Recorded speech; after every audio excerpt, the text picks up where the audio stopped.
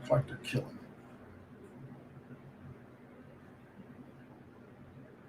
it.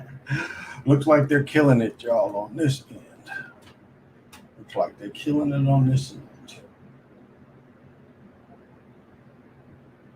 Oh, can't really worry about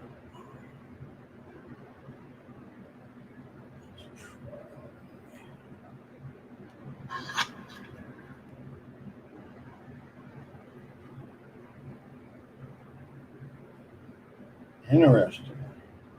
I think they're killing it on both ends.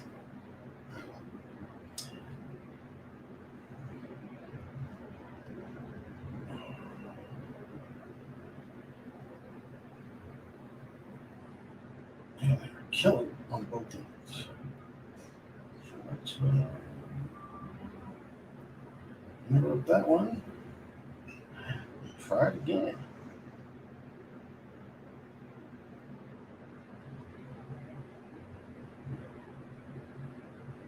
Oops.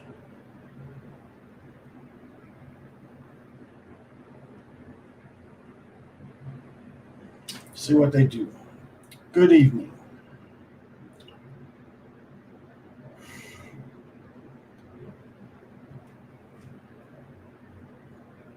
What's happening? Let's try this again. Oh, they're looping this one too. These motherfuckers. All right.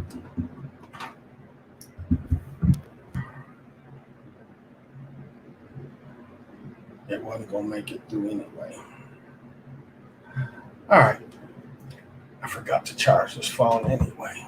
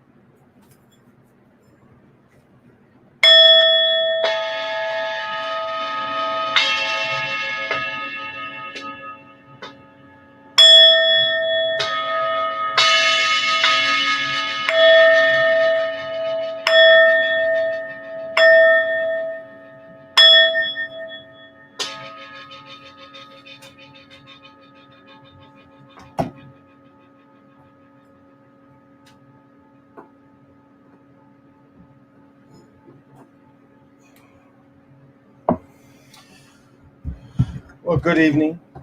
This is the Chocolate Mountain Show. I am your host, Eight Winds is Timeless. I am the holder of the continuous ball game created by the Hero Twins. I am your galactic daddy-o, sitting on my galactic patio from Minnesota to the universe. And the drink tonight is Guinness Extra Stout. So pop them if you got them, smoke them if you want them.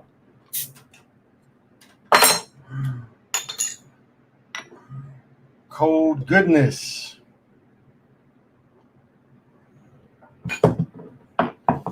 And tonight's sponsor is Drakkar, for the man who has nothing. All right, the one ask a question. What's happening? Aggie Pride. It is. Hey, I'm smooth. Did you see the story Sly posted about the couple who had the home at birth situation? I caught that on something else earlier, much earlier in the day. Somebody else, I caught it on something else earlier, so I didn't watch it all the way through.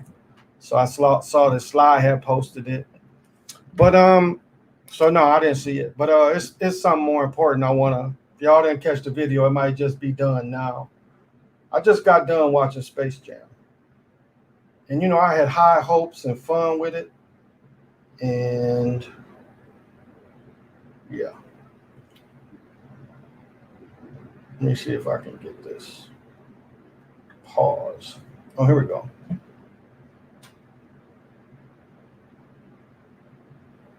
I get this shit to pause. But let me see. Let me bring it back. This is what your children gonna look forward to in Space Jam. This shit right here. This shit right here. The Jackie Robinson. I mean, this is just Michael Jordan didn't do this to us, but look what LeBron James does to us, and no one can tell me he don't know what 42-24 mean. Good evening. Good evening. So here we go right here. Y'all think LeBron James is on our side? He ain't on our side. What is this? Good evening. Good evening. My phone is tripping. Good evening. I don't even know why it's doing this or where this is coming from. Good evening. Somebody activated this shit. Good evening. I got a way to fix that. Good evening. What are you doing, Cat? Good evening. All right, gotta fix that. Look at that shit. Look at that. That's what you got to look forward to take your children to get shamed. When they put it on there so quick, it took me about 10 minutes to get this little bit. But this is what you got to look forward to. And the movie was so fun. But they shame us at the end. And I guess I should have saw it when the score was 140. What was it, 141 to 140? I guess I should have been seeing it coming. But this is what they did to us.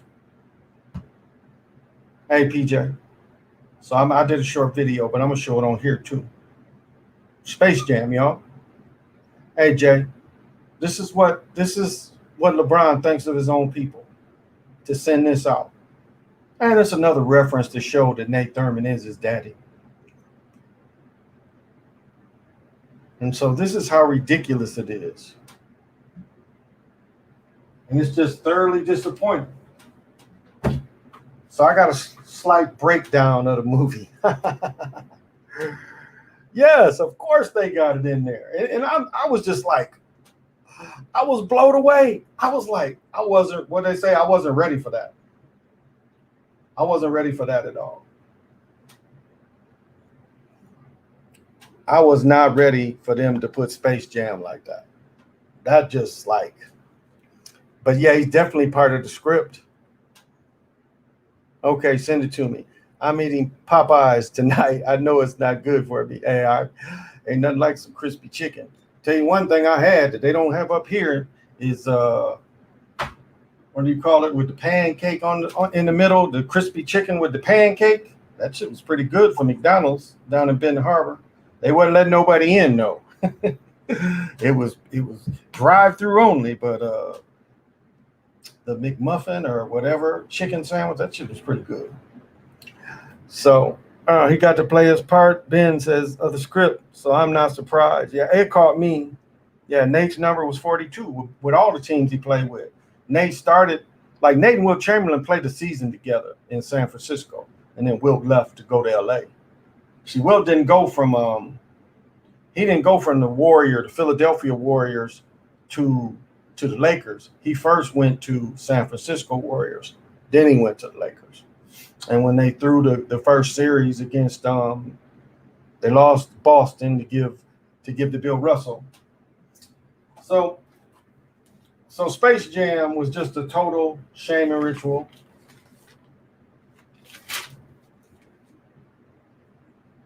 And it was interesting that they put this, and for all the numbers people, they put this in there for y'all. It says Space Jam. You went from hero to zero, and they're talking about his son, but he went from hero to zero. And you know, he's talking about the zeros and ones of bits. But this is another one. Now, Quantum of Science was saying how he showed how a lot of people say they do something and say, see you in hell. I think the one he gives is the Star Wars, Luke's, or not Luke, but the one that stole the ship that got put in the concrete, you know, and they had to break him out of it and re-zap him. But that cat says, see you in hell.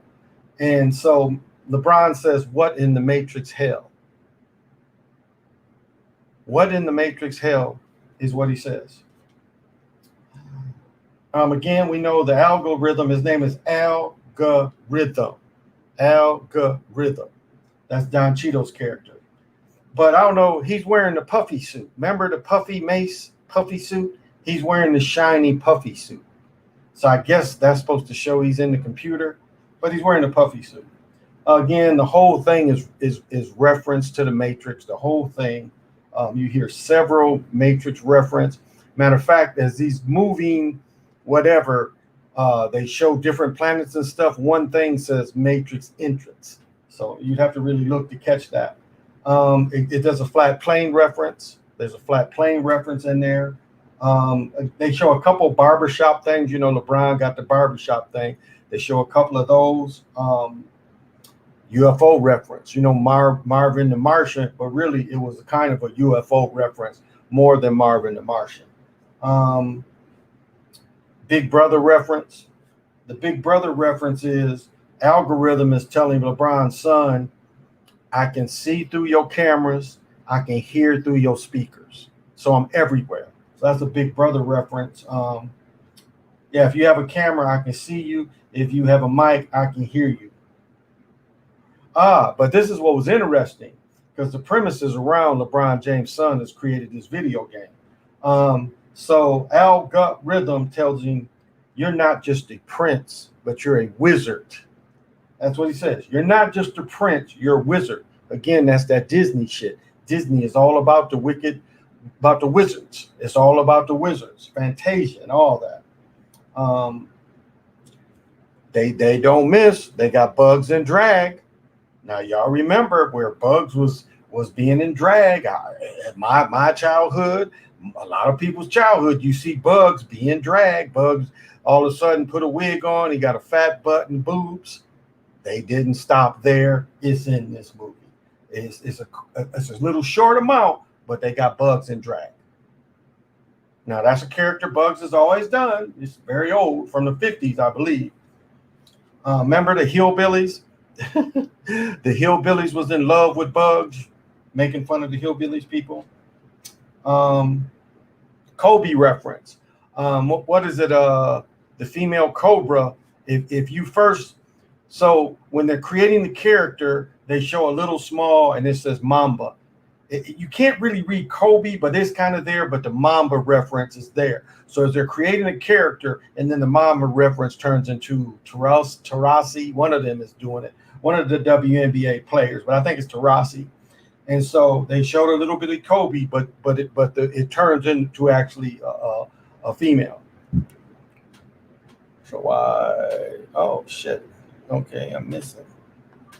Oh, start there. That's good enough. Again, the puffy shiny suits, they used it a couple times. Then towards the end of the game, well, in the beginning of the game, Cheeto is in like if y'all saw Hoosiers, the kind of warm-ups they wore then was real shiny. He wears a shiny warm-up suit like that, like the old-fashioned, like from the 50s warm-ups, that the shiny stuff. But again, that was, they kept bringing the shiny stuff back. They must be making a Gremlin movie, because there was another Gremlin reference.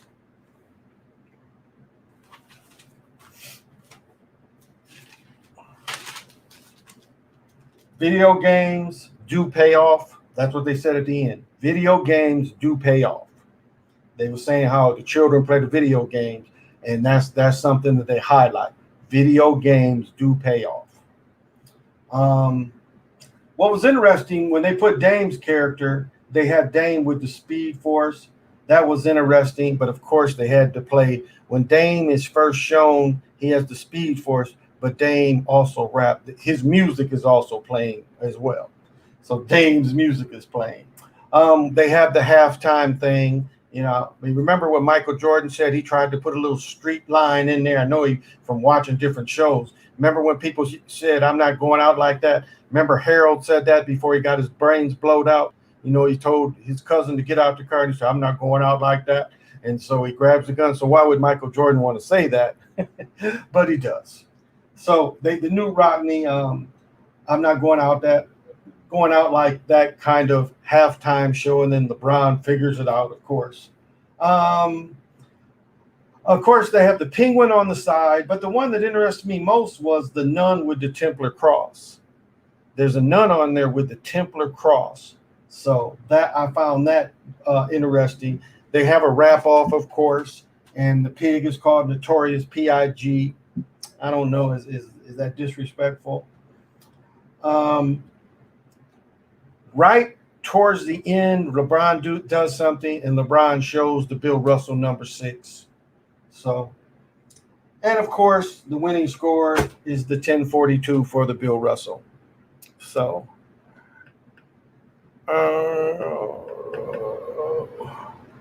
hey, MacFat, hey, Overstand Mocha. Them suits Puffy wore were a way of shucking and jiving, and they were made out of jean. Don't forget, they were jean shiny suits. Hey, they were jean shiny suits, really jean. Because I bought a pair, not realizing, and I put them on one day. I'm like, this is that shiny shit. But they were real blue. They were Levi's. You could get Levi's made out of that shit. So yeah, I had a pair. I had a pair of the jeans. The one, hey Jeffrey, thank you for joining me. So, doing any basket manipulation for the NBA Finals? You know, Ben, like the games has been so boring. The last game, like they was doing, like I said before, they be doing purposeful things sometimes to see if you'll fall for the bait. And there was nothing in that game where I fell for the bait. Again, at the end of the game, Giannis doesn't take the ball up. The announcers show it. They show it again. Giannis has 1 foot out and 1 foot in, which should have been a turnover. And they let that go. It was another play like that. So it really wasn't anything in the last game where I would take the bait. It was such two very uninteresting teams, which we know they're going to basket manipulate. And so I really just didn't take the bait of that last game. It's just like I give them, you know, any publicity is good publicity to them. And even though I get on them, I'm not going to take their bait of doing plays on purpose. I'm not going to take that bait on them doing these plays on purpose. So that's why I didn't report on the last game, because there was nothing really there worth reporting. It was they're trying to do all their stops for this one. They've got so many other things going that they want people to tie into this series, because the series is just not going to bring in the casual fan. But I'm glad I put pressure on them, and they got these two sorry teams in there. And did you guys catch where they're going to do the play-ins? So they're going to do let more teams be in the playoffs, which I've been thought for years. Why don't they do what the 64 teams do? Why don't they do that? Look what the NCAA does. Why don't they do that? I never understood that. You see something that's successful, but they're scared because one year some people might go off script. That sorry team ends up winning instead of the way they like to do it. They like to let the front runners, the dynasties, and all of a sudden you got an open tournament. It's harder to judge every game on a quick game like that, a quick turnaround.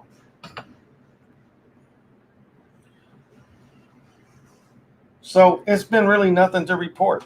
I'm not reporting on boring games.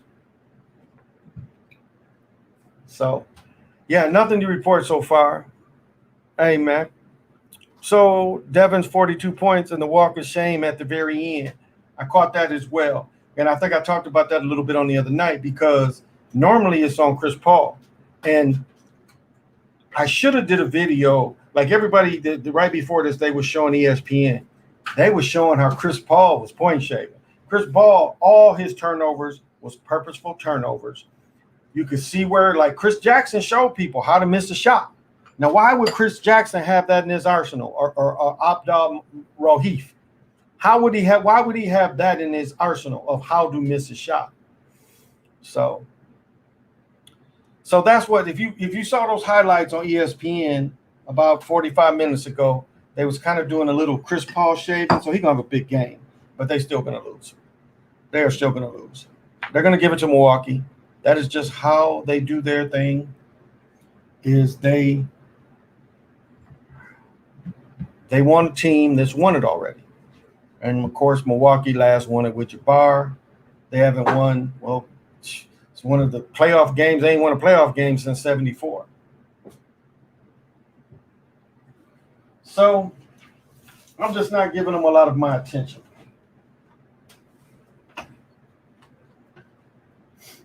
What'd you forget? Ran out. Oh, crackers. Yeah, my hidden ones.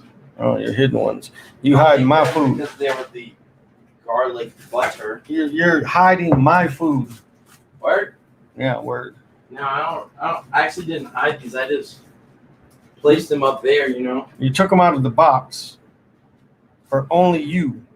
Only Keelan's consumption. I do not recollect that happening. Yeah, you did. Sure. It did happen. It may have happened, but I do not recollect that happening. Yeah, it did happen.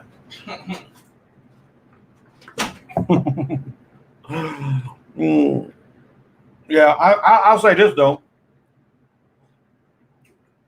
With all that Chris Paul on ESPN, they're gonna win tomorrow. They're gonna win tomorrow.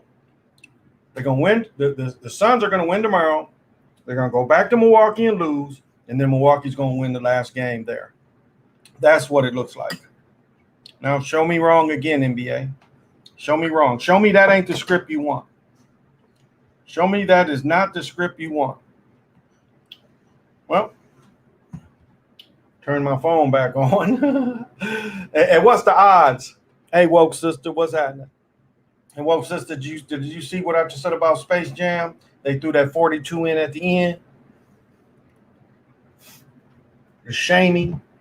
And that's just so ridiculous. Our children are going to go to this movie with high hopes, and then the shaming is right at the end. I was like, wow. Wow. Wow. But wholeness to you too. Wholeness and wellness to you. Wholeness and wellness to you too. Yeah, 42 is the shaming number, and that's what's in the movie, and that's what our children got to sit there and do. They got to watch this shame movie, and that's ridiculous. I was having fun, and then they like at the end, I'm like, oh no, they didn't hit us with the Jackie Robinson. Yes, they did. So I was highly upset. Highly upset. I haven't seen it. I've only seen 2 episodes. So I haven't got a chance to watch it all. And hell, I could have watched Black Widow tonight.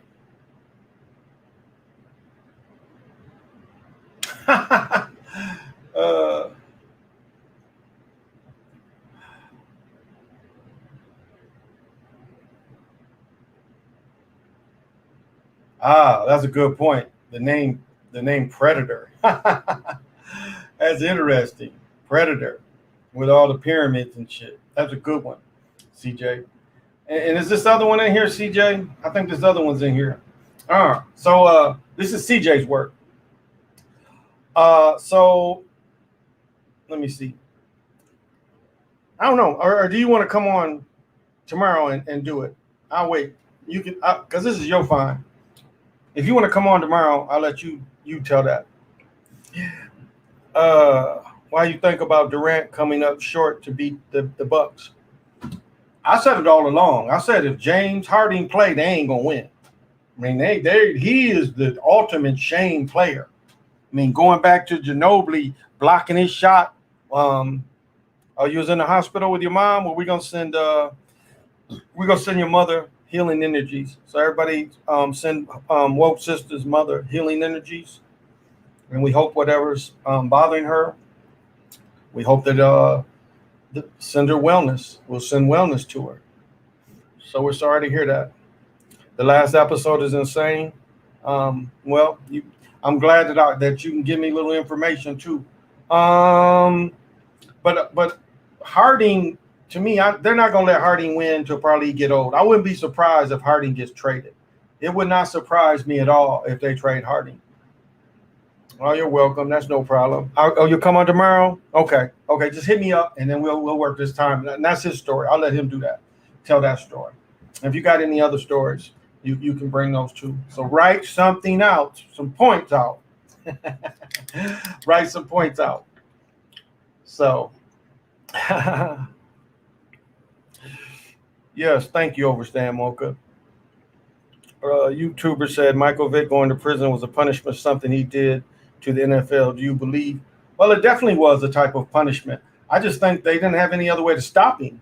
And he was so far ahead. Like, I did a video on Gale Sayers about the best NFL move ever, and I'll release that. But it's clearly the best move ever. But Gale Sayers, the only way they stopped him was destroying his knees. I mean, before they hurt Gale Sayers, he made 5 Pro Bowls, all pro, not Pro Bowls. He made 5 years in a row, all pro. And then after an operated knee, he left the league in rushing in 68 or 69. He led the league in rushing. And then they destroyed his other knee. So that's how they slowed Gale Sayers down. So Michael Vick, and what I didn't understand is how he got so out of shape. You in prison. Like, I thought the same thing with Mike Tyson. Like, how are you so out of shape? And why didn't Mike Tyson fight in prison? Why did The Last Yard show they play football in prison? I know they used to. I know that some teams had the cop team that would play other cop teams, other prisoners. My best friend down in Miami, he's Dade County. He works in the juvenile jail, juvenile prison. And he always played in the championship. They had their championships in Vegas. So the guards played. So why didn't he play football? I mean, why didn't he stay in shape? That is my point. Prison is the perfect place for an athlete to just work out every day. You can work out every day in prison. What did Herschel Walker say? He did 1,000 push-ups and 1,000 sit-ups every day. So you're in prison and you ain't doing that? You come back and, the arm strength is gone, the quickness is gone, which is all scripted, but I didn't understand. And he was only in prison, and I know only. And that was a setup because in the same county, in the very same county, 2 European dudes, second offense of dogfighting. Second offense. $500 fines. So that was all a shaming ritual. And then the one that turned on Mike is a dude Mike had taken care of. That's one of the main ones that was doing like this. Michael took care of him. And he turned on Mike. He was the main one, the loudest roar. Ain't nothing else to do in prison. That's what I'm saying, Ben. Nothing else. Do you think the NBA is tired of LeBron and lost in the first round? I don't think so. I didn't understand about the Space Jam and him having to go around. So that's what it was. It was they got LeBron out because of Space Jam. Because again, Space Jam does help the NBA. So that's why he got out in the first round, so he could do the rounds with Space Jam. That's carrying basketball around the world, like the Globetrotters. Hey, Kaden. So yeah, I was highly disappointed. My daughter wanted to go see it. I don't know, we'll see. I was just highly disappointed at the end for such a fun movie. I was there in Virginia. I got the story told to me for that. Yeah, it was some other. I mean, it was like no reason he went to prison. No reason. He ain't had nothing to do with it. Then they was like, well, Mike was drowning dogs and he didn't like the dogs that lost. And I said this on my other channel. I've said this on other people's channels. Dog fighting, let's say this. 15 years ago, or however long Michael got in trouble, but let me tell you from my experience.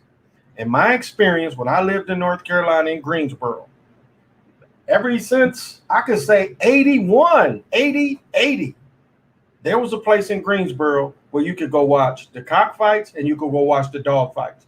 One barn had cockfights, one barn had dog fights. And this is what tripped me out. I had teammates and friends that lived in New York City. That was the most dog fighting I ever saw in my life, was up in New York City.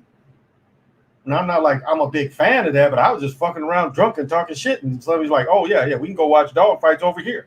I'm like, you're kidding me. So I wanted to see for myself. It was more dog fighting in New York. On where I stayed in Greensboro, it was only like, from my knowledge, it was only a weekend thing. But New York, it appeared like that was every day. It was way more. And so that's a culture. And then in Florida, where Roy Jones grew up, cockfighting was legal. So that was the way they slowed Michael Vick down. Michael Vick lost $100 million. And when he starting for the Eagles, y'all remember what he signed for? Anybody remember what he signed for when Michael Vick came back? Because the previous contract was $100 million. And they showed the shame of him losing the money, bankruptcy, and all that. What's his name? Andy Reid? Andy Reid turned around and gave him the $100 million back.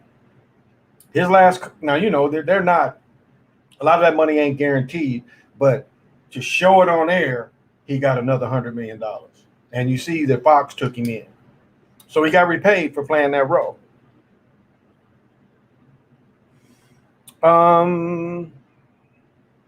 Humble stars I ever met. I'm not surprised by that. Do you think they kidnap and hurt people like movies for sports? Of course they do. Well, I mean, they destroyed his image, but they kept his career going, if you understand that. So, yes, they stopped him from being who he was going to be. And again, they could have scripted the same way. Because if you really look at it, he got replaced by Cam. If you kind of look at who took the new role on, it was Cam. It's all about lodge business, kind of like that too. Kind of like that as well. But that shit tonight took the cake. What do you think about this era of the NBA? And I guess we're talking about the teams. We've seen the gradual, where they've gradually wanted to hype the small player again. That's all the beginning of the teams was hyping up Curry, making every young boy in America think that he can be the next Curry, making sure the AAU numbers stay strong so you can be like Curry, because they see that there ain't a lot of 7-8 foot people out there. And so there's been a push. See, one thing the consistent half court shooter makes, it makes no need for the 7-footers. Even Giannis. Remember a couple of years ago they had Giannis, like I said with Lopez. Lopez went one season shooting 20 or 30. Next year he shoots 300. Giannis never had any reason to shoot threes. It was a force, but it showed a skill that he didn't really have a skill. That's why he quit doing it, because he didn't have a skill. And so that's what they really want to get rid of. And that's the surprising thing, because anybody can notice this. When Lopez and Giannis are on the court together, they're slow. They're slow as hell getting back. And it was the same thing when the Lakers lost to the Celtics. Gasol was slow getting back, and the Celtics was able to take advantage of that. I watched the game when I was like, damn, he don't get back. But it's the same thing. When they got Lopez in there, they're slower team. So how do they space the game out? They slow the game down and make it mostly a half-court game. That's how they won Game 3. Slowed it down. They tried to pick it up a little more Game 4, not making it so obvious, because Game 3 was obvious what they did. They slowed the game down so these big dudes could get up and down. So now it was a nice block. So that's how it started. Now, of course, LeBron got a few in there as well. Again, you know, he's their main money maker. He's their main face. They tried pushing it, I think, to Curry. But again, one thing that you have to see is little dudes get hurt all the time. Iverson, always hurt, invented the elbow sleeve. So we saw the same thing with Curry. Curry wasn't even playing. The camera stayed on him. Remember, he'd be on the bench doing that stupid shit. And that's why I showed the video when they lost, the camera's still on him. Why? Why? So as we see the middle years to the coming into the 2021s, the little man is, but what we see, I'll say this is what the error is. They're trying to push the Europeans. And I want to dare say by 35, they're going to be 50% less Americans playing. They are really pushing their push. Why do you think the NBA? See, what you have to understand about all these leagues, the NBA got their hands in all these leagues going on in Europe. They took the top league from Australia. They took the top league from England, and they put the top league over in China. Because the feeder system used to be over there. Now the feeder system is in the NBA. When the guys, like now, the G League, they finally opened it up for any age, which is a good thing. And they're going to pay better. But, and them sending that woman to Mike Tyson's hotel, not only sending that woman, putting him in that state was all a setup by Don King to steal Mike Tyson's money. The second part was, remember, Roy Black got that Kennedy grandson off. Y'all remember that? That was the same time. So King gets Mike Tyson a lawyer that ain't even a trial lawyer. He's a research lawyer. I don't know if y'all remember that. Where Roy Black just got that Kennedy boy off. So I didn't understand. Why wouldn't you get Roy Black? That Kennedy boy raped a girl on the sand. And then you get Mike Tyson nothing. So it was all a ploy. But the state was a state that was going to be hard on him anyway. And that gets to my point about Tyson. Why didn't Tyson box in prison? Ron Lyle was in prison for years. They showed 2 or 3 Ron Lyle fights on ABC. Wild World of Sports. Anybody old enough to remember that? ESPN uses it now. Ron Lyle fought in prison. Why did Mike Tyson fight in prison? And the second part is, why did Mike Tyson train all that time? Why didn't he train? That's the same thing I was saying about Mike Vick. Why didn't Tyson train all them years he's supposed to be in prison? So when he came out, do you know how many prisons have a history of having prison fights? And Mike Tyson doesn't fight one time in prison. When we know ABC would put that shit in prison. So it was, but again, look at Tyson's early fights. You can see the fixed ones. The best one is the flying dude. When the dude flies into the rope, look at that punch a few minutes before. You see the dude practicing the move. Before he knocks him flying off the rib. That's a fixed fight. Razor Ruddock. When he won the first title, fighting the dude who beat Ali last. I can't think of his name. But look at that knockdown. One punch knocked him down 3 times. Really? So that's not believable either. So, but it was, the state was a fucked up state. So the whole thing was Don King. So sports was always scripted. It's just more obvious now. Yeah, it was always scripted. If you look at Ken Burns, he did baseball. You might have to buy it. I don't think you can find it anywhere free anymore. But when it first came out, it came on PBS. And baseball was ran by the players, not they didn't have owners. And what the players would do, and they agreed on it, is you come to my park, my place. Maybe we'll win the double header. We'll go to your town. You win the double header, or we'll split here. We'll split. That's kind of how it started. So it has always been fixed. Ty Cobb talks about the one from 12 up into the Black Sox. He said everyone was fixed. That's what Ty Cobb said. Ty Cobb was like, I don't know what they coming down hard on them for. All of them been fixed. So, and look at I've talked about the Moras, the Moras, the Rooneys. I mean, these gamblers. These is big time gamblers that started the NFL, the oil people. So they've always been fixed, all of them. He did. It's funny. Mike Tyson, after the judge Now remember, Don King stole $100 million that he ain't had to pay taxes on or nothing. So Mike Tyson gets out, finds his money going. They go to court. Don King is only ordered to pay back $35 million. And so Mike caught King somewhere and smacked him up. I don't know if y'all caught that. He caught him and smacked him up. I think Jeffrey, you saying I think that Gus D'Amato was probably Tyson's first handler, and then he was handed over probably to Don King, and then Robin Givens became his handler. Because Robin Givens, I don't know what Robin Givens is. No, Dobie, it wasn't Michael Spinks. It was a dude that beat Ali last in Jamaica. His name will come to me in a minute. That's not Razor Ritter. Rocky Marciano, hey, what's happening? I remember the Wild World of Sports on ABC every Saturday and sometimes Sunday. Howard Cosell, yeah. Do you believe in a team beating the Fix? I don't believe in anything. Do you say is it possible for them to beat the Fix? I think Aiden shot that he caught the alley-oop and scored. I think that was against the Fix. I definitely think that one was against the Fix. I really do. So sometimes they do. And sometimes they do. You just look at the money line. You see the women's team lose 2 straight. Yeah, well, they lost the All-Star game, so that was an exhibition game, so that didn't count. But doesn't it seem like the same thing the men went through? Right? Like the rest of the world got it. Trevor Berbick, there you go. That was his name, Berbick. Fell down 3 times.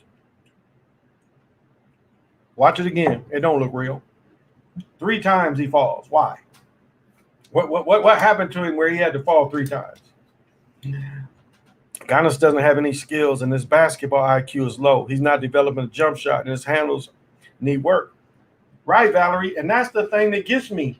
The next year, Shotty Vaughn is drafted. Shotty Vaughn had all them skills at 6'6". I saw him play here. I saw him play here a couple times. He had all the skills to stay in the NBA. Now, see, the NBA rises these people. Shotty played in the McDonald's All-Star game. Shotty went to Vegas, D1. They rise these people. Shotty started in high school in 9th grade. There's an energy that rises these people. And then he's a first-round pick, and then he signs his new contract. So going into his 3rd year, he signed an extension. Then he gets cut. And not only gets cut, he gets put out the league. Giannis was only 6'9". If Giannis would have been an American player with that skill set, he'd have been put out. So would Dirk Nowitzki. Steve Nash is out. They say that shoe. Dante Exum is another one. Patty Mills. Really? Patty Mills? America needed a Patty Mills? What was his name? Booger out of D.C.? However old Booger was, he would have been able to be a better player than freaking Patty Mills, and how much they helped him on basket manipulation. Hey, PNF, peace be unto you, brother. Thank you for joining. I remember seeing a Christy Martin field against in the 90s. Remember how she dominated industry hoax, Tupac Hoax channel exposed it in the Mike Tyson vid. Okay. I like Jason. I like Patty Mills. But you just got to look at his game, and you see it's obvious. He's a dude 5'8". How he in the NBA? It's like we don't have enough American dudes 5'8". Not enough Americans, huh? We had to get another 5'8" dude. Like it's a dude for isn't it Dallas got that 5'7", 5'8" dude from Spain? Why we need him? Why was he needed? And the new location is Utah. It was San Antonio. Now it's Utah and Dallas. They highlight the foreign players. Utah going to keep a mostly European team. And I mean even European American. They're going to start 2 or 3. But now, long as they ain't American, they're going to start 2 or 3 long as they ain't Americans. But that's going to be the agenda there. They are the new San Antonio. But so is Dallas. So, salute, Commander. They boasted his height. There you go. JJ Barrera. No, not Barrera. It's a new dude. I think he wears number 7 for Dallas. And remember, no, I'm sorry. It's the Nuggets. It's the Nuggets. The Nuggets got that little short dude. Remember the Nuggets had all them injuries, so that little short dude had to start? Tell me why he in the NBA. Tell me what NBA, tell me what American player is in the D League and playing overseas. Shadi is playing in Turkey or somewhere. And you telling me that dude from wherever he's from to play for the Nuggets is better than Shadi? He is not. He is not. And it's preferential treatment. Again, Patty Mills should have never made the NBA. Now say Tony Parker. Tony Parker was like Nate Archibald. I'll give that to him. Tony Parker played as well as Nate Archibald.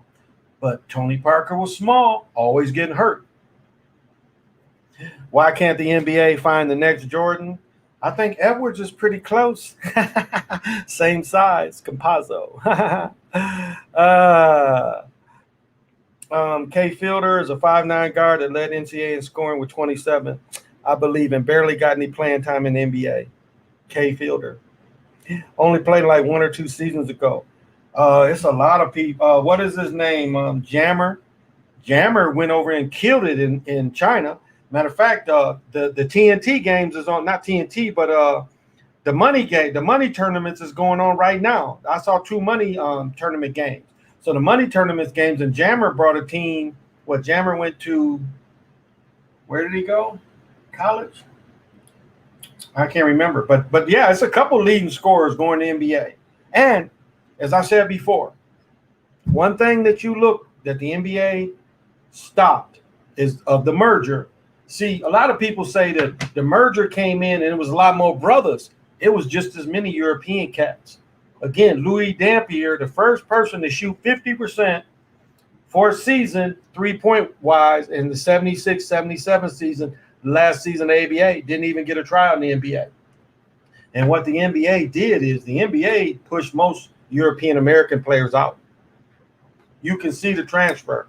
And I'm going to say this, the talent had not dropped off that much. It wasn't like, I'm not going to lie and say it'd be great because it is just the brothers' game, but the truth of the whole matter, and looking at it from a totality point of view, is there was a lot of American players that could have, American European players that still could have played in the 70s. In the 70s going into the 80s. That's why they hit gold. You know, Stern worked into the perfect storm where he got Magic and he got Larry Bird. And as I said before, they was hoping Christian Laettner. They really thought Christian Laettner was Larry Bird. That's why he was on the Dream Team. They thought he was Larry Bird. And he was a good player, solid. Get you 10, 12. Going to get 10 rebounds, though. But he wasn't Larry Bird. And so that's why they spotted Luka. When Luka was 12, 13 years old, he was going to NBA camps. That is what I'm telling everybody. They go into Europe. They got stories where they see cops that's tall, they'll follow them home. They are over in Europe raising these people to replace American players. That's how dirty the NBA is. And the JFP people, those are the ones that control basketball. They set up the first teams. Fadio Campazzo is the short guy who plays for the Nuggets. There you go. Yeah, Jammer. Kay Fielder, I remember him too. 80, 90 NBA era is way better than this era. Really, I've said this before, like when you looked at what they did for Michael Jordan, they took out the hand check rule. Michael Jordan benefited from that. He benefited from it.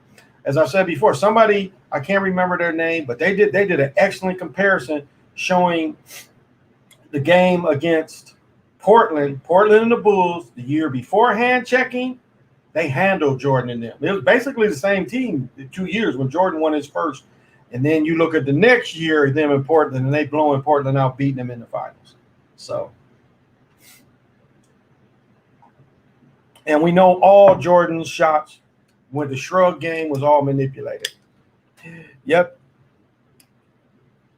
Jimmer Fredette, that's him. That's him. He's killing them in China.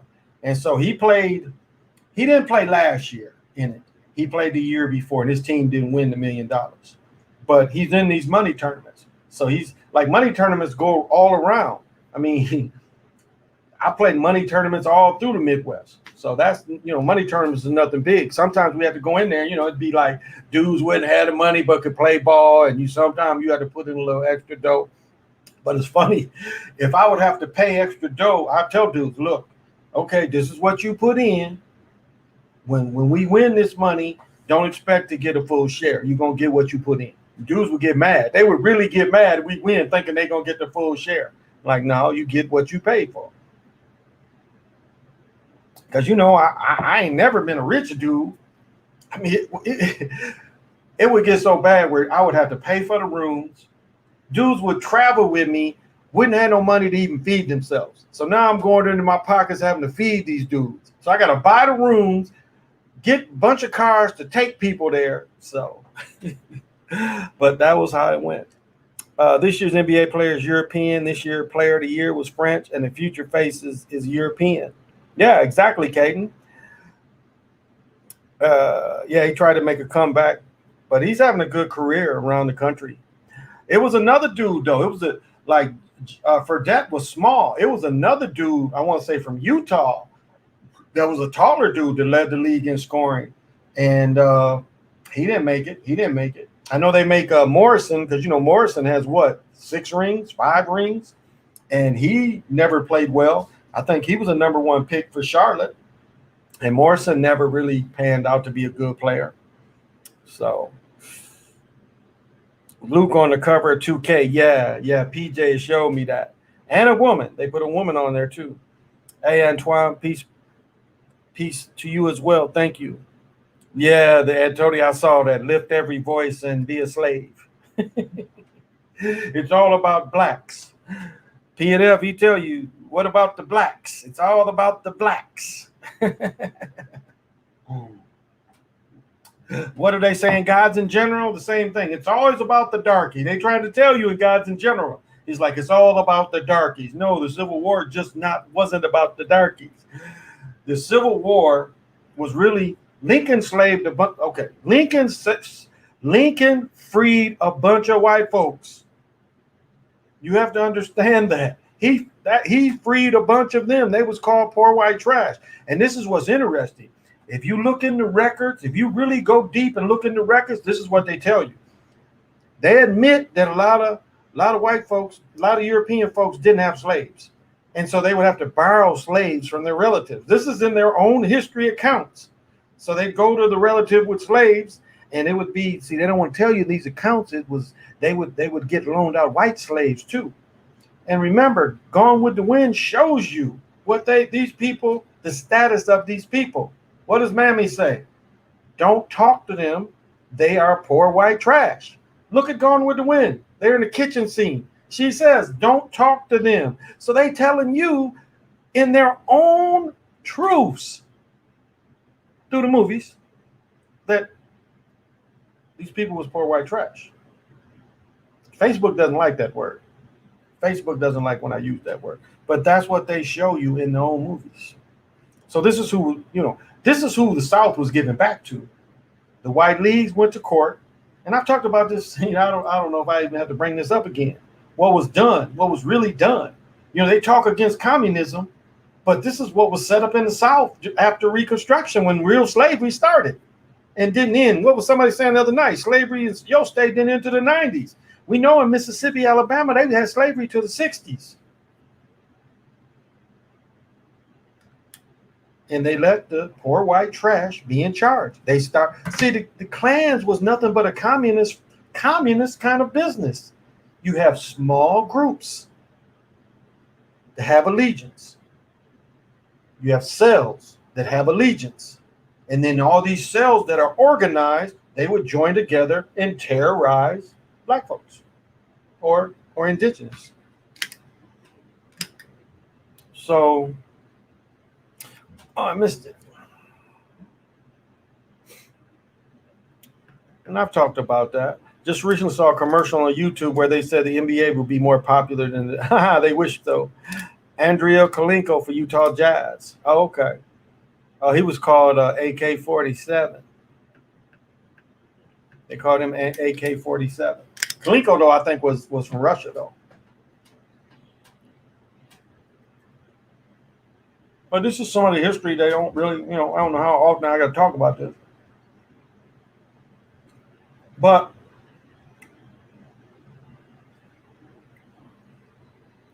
this is a history that really needs to be taught. All these lies. Like my mother was getting on me.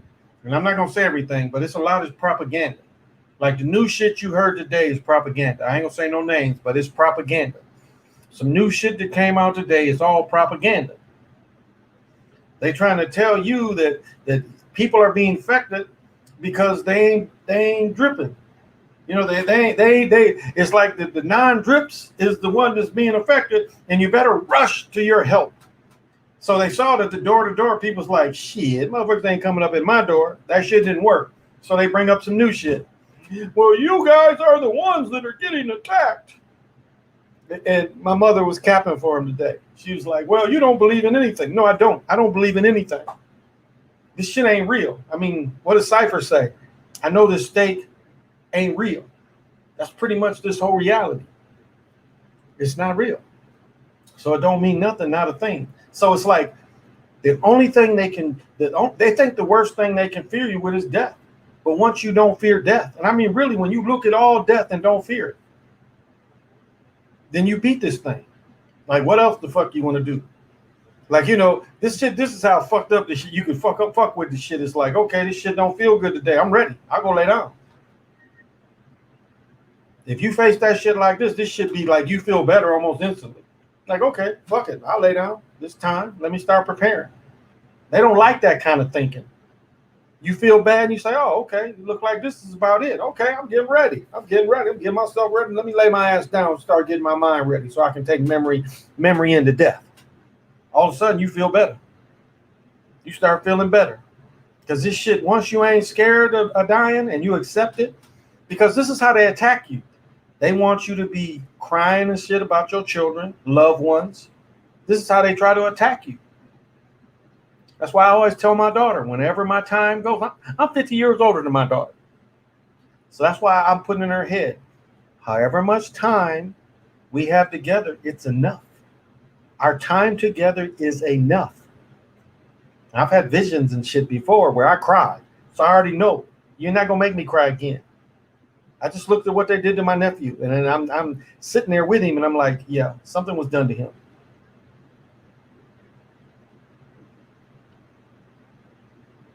But yet I know that all this shit is an illusion. So I know why they do things like that. Because they try to crack at you. They try to break your will. And as fucked up as what happened to him and fucked up the feelings and everything, it still comes back to this ain't really real. This ain't really real. And I know that sounds crazy, but it's not. This shit, just the way you should see this shit. I mean, I catch it making mistakes all the time. And not no Mandela shit. I mean, other mistakes where it's like, yeah, okay. So the ones that are getting help are the ones causing the most nonsense, of course. Push too high to me, Ben. That seemed pushed too high to me. I missed what got pushed too high.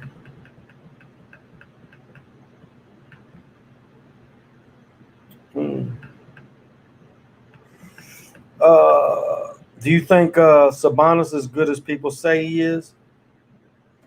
I know they was like Bill Walton was saying before he had got hurt overseas that he was one of the better passers. He thought of a big dude when Walton saw him as a young dude, but it's the same thing. This dude is 7'2", 7'3", comes to America. Really, he's washed up. Sabonis, Sabonis Sr. came to America, he was washed up. He had been injury prone. Remember Smith? Smith was another big dude like that. The Chinese brother down in Ling, whatever his name was. I'm sorry if that's the wrong name, but the Chinese dude, he was the same way. Them big dudes be getting them foot problems. So Sabonis was only here because of him being a European player, because he was injury hurt, but he was 7'4". So they was like, well, we'll take a 7'4" injured dude before we'll take a 7-foot American player. He wasn't an effective dude. Shaq destroyed him. Tim Duncan destroyed him. But they was under that guise. Yeah, the people want a constant state of fear. Absolutely. They're coming out with it every day. They see this, Valerie, they see that some shit ain't fearing you one day. Yeah, the next day they want to come out with something different. His son is okay. I mean, he got hurt this year too. Tampa Bay Bucks won Super Bowl 21. Tom Brady, age 43, got his jersey 34 with the win finals 7-4, 4-3. Yeah, I think so. That's a good one. Kalinko seemed to be pushed as well. He wasn't that good to me. He wasn't. Had a small frame. Took him a couple years. Sabonis' knees when he finally came over. His feet too, though. He had bad feet too. Jeremy Lin was definitely a show. Okay, let's look at it like this. Jeremy Lin goes to New York. Stephen Marbury goes to China. Stephen Marbury only won 2. He only played 5 years in China. He won 2 titles, but yet he gets a museum. Now, I don't know, maybe their heroes are a little different, but I didn't know that 2 titles wins you a museum. But Jeremy Lin goes to New York. Marbury goes to China. And now Marbury has a red card, which is impossible for an American to get. It's virtually impossible. That means he has dual citizenship.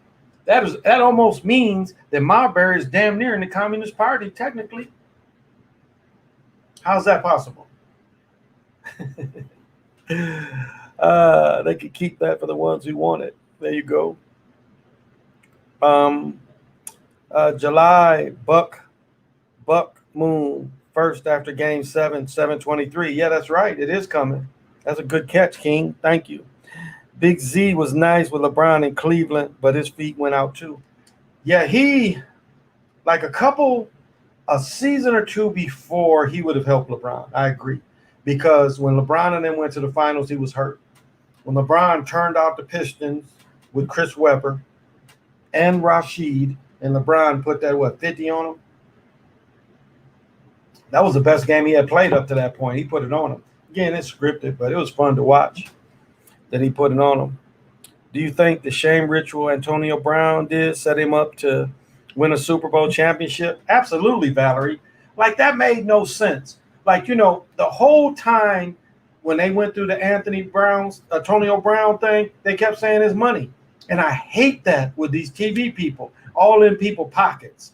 That's all you hear. And it was like this. He would have went, he didn't have to do nothing, say nothing, and he was guaranteed most of that $84 million.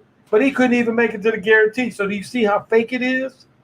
What person gets that cryogenic freezing and knows you gotta wear shoes or socks? Matter of fact, they give you a type of sock to wear. Nobody. So showing his feet that whole thing was set up to shame him. Marbury down with them folks. There you go, PJ. So yes, Valerie, absolutely, he was part of it to win that. And remember the fight with, how? Now everybody knows movers. Antonio got it in with some parking stuff. And so Antonio had to pay some, but it was like they was trying to get anything to keep his name in there, to keep the shame going. And like we seeing the shaming now with Richard Sherman. Did he look crazy today? Didn't that all kind of seem like acts to y'all? Y'all, that didn't seem like an act? Him at the door, her calling, don't kill him. And then she says, he's trying to fight my uncle. Either you're fighting or you're not. I don't know what trying to fight means. Like you smack a dude up the head a couple times, to me, that means it's a fight. Unless the dude just kept taking them smacks. But we just see Richard Sherman. And let's look at Sherman. Sherman is toast. I did a video on my other channel showing how they just easily running by Sherman. And that's the funny thing about when he tore his Achilles. Now, I played when I bruised my Achilles. I hurt my Achilles on Wednesday. We had a game Saturday. Thursday morning, I couldn't walk. A 10-minute walk to the stadium took me 40, 50 minutes. And by the time I walked there, because it was a morning practice, we used to have to practice an hour and so every Wednesday morning. So we had 2 practices. By the time I got there, and I was stupid, I should have just stayed in my room and then just went to treatment. Because by the time I walked all the way there, the practice was damn near over, and the coaches saw me, and it's like, oh, okay, you can't walk, so just go to treatment. So I should have been smart enough. And then they shot my ankle up. They shot my Achilles up, and I played. Richard Sherman tore his. I was lucky I didn't tear mine. So I understand what he's going. He had pending sexual assault charges too, but he slithered away from those. Ah, interesting. And how AB got away with calling the Raider owner a cracker. Sherman looked like a dog with a muzzle on. I found it irony because it was him against his own family banging on the door. There you go. According to the press, they said Richard said he was remorseful. Yeah, they showed him in court, and he's a whole different cat in court. So it was all an act. He's done anyway. As I was saying, he's done. He was done after he tore his Achilles. He was done. You just don't. As a defensive player, it's really hard to get that quickness back. Look at Boogie Cousins. The best he looked was when Golden State lost.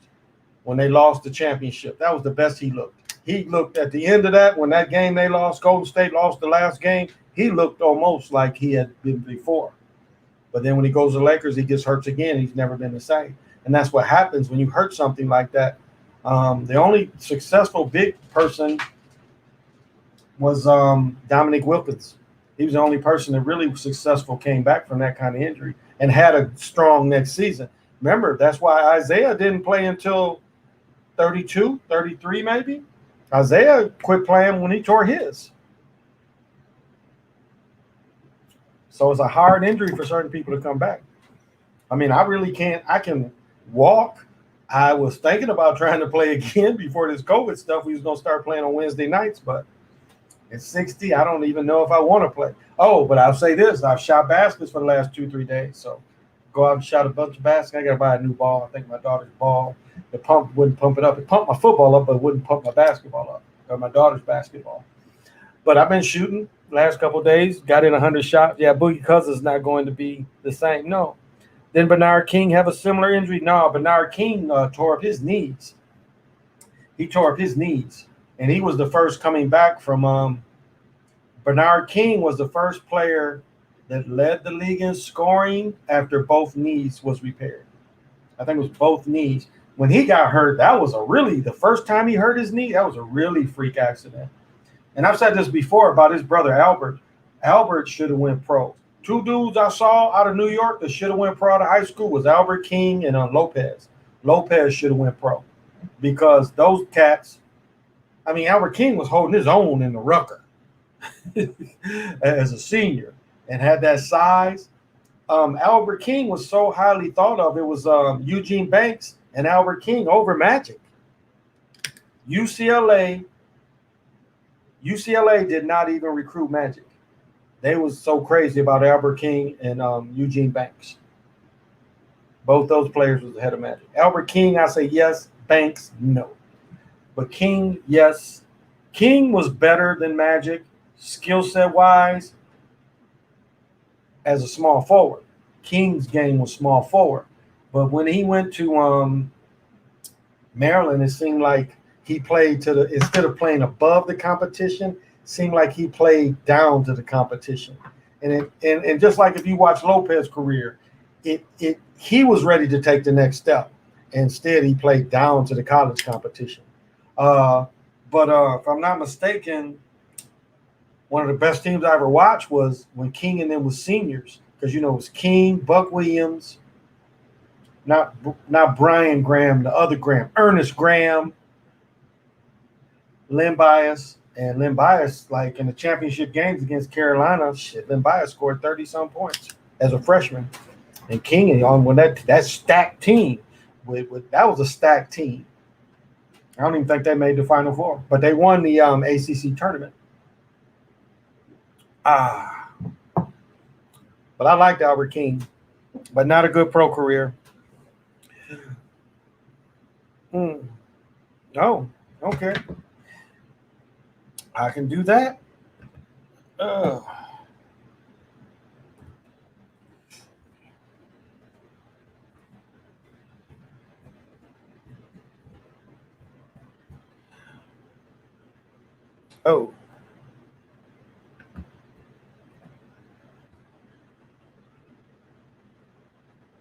Thank you.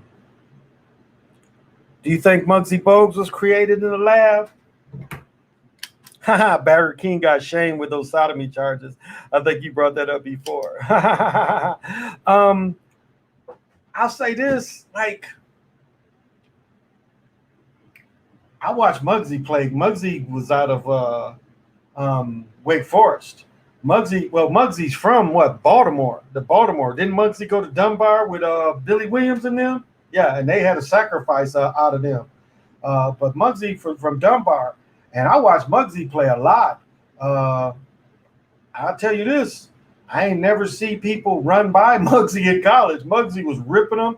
He pushed the ball. He got by everybody. So, did he have talent? Yeah. Well, what did Muggsy play? 8-10 years? What was Muggsy? 5'5", 5'6"? But speed has always been a thing that you could have, and Muggsy had plenty of it. I'll say this. Muggsy was quicker than Spud Webb. Spud Webb wasn't near as quick as Muggsy was.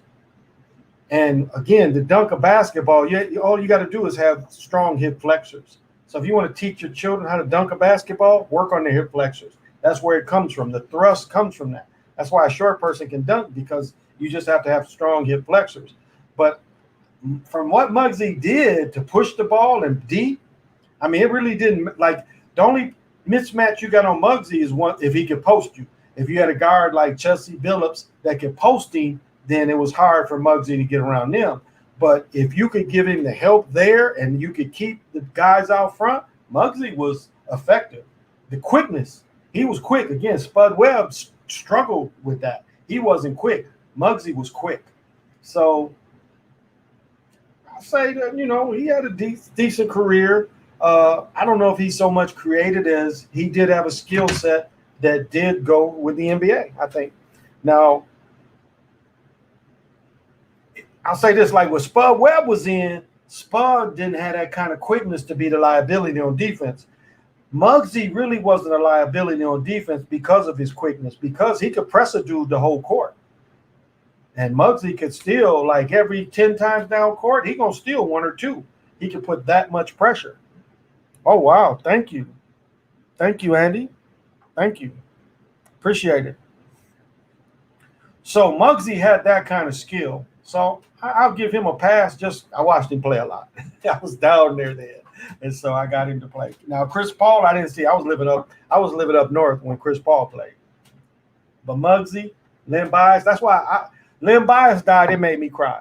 I'll be honest. Quantifier. It hurt me so bad because he was the best player I watched down there. Was by far Len Bias. And I saw Jordan play. I couldn't tell you. Then I've said the thing very many times. Larry, I went to school with Larry. Larry played on my intramural team.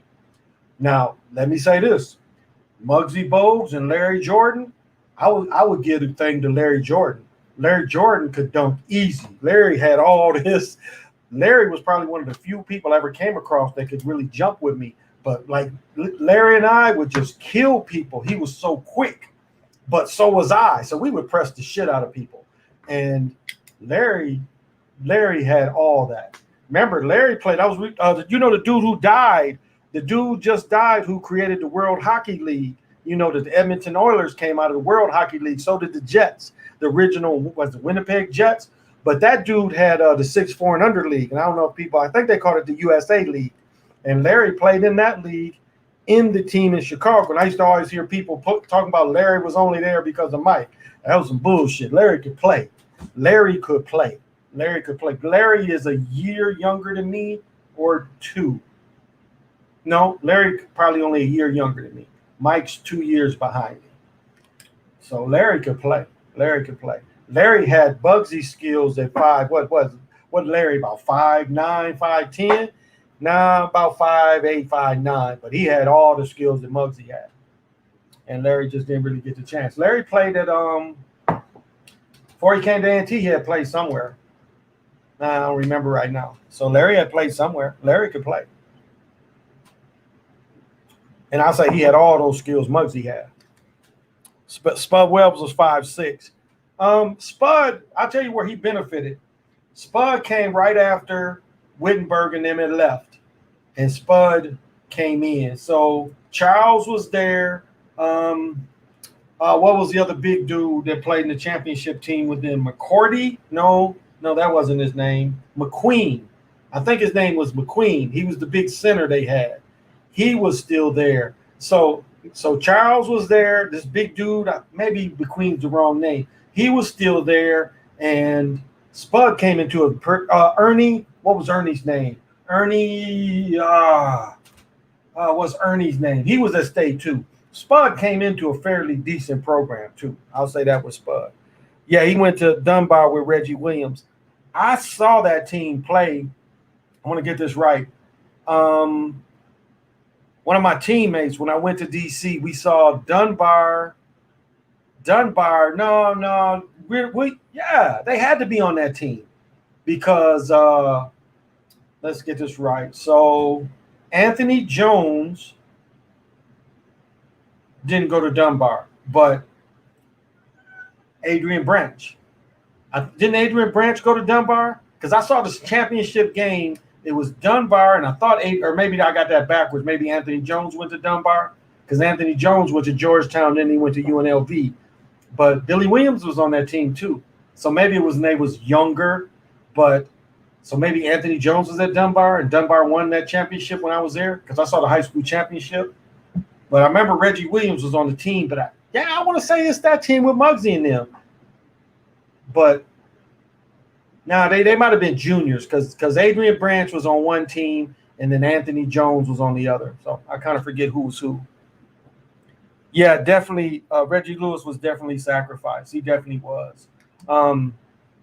Same way as Len Bias. Brian Taylor. Brian Taylor, Tribble. Brian Tribble was his name. And he's in the book. There's a book you can get on. And in the book, they say that one scenario that they were smoking crack, one scenario they were snorting. Tribble says they were snorting. But this is the thing. Tribble bought the cocaine. Bought the cocaine. Now, it's a girl live under me. They bought some fentanyl dope. Her husband OD'd. She had Norcom in the house and didn't apply it to him.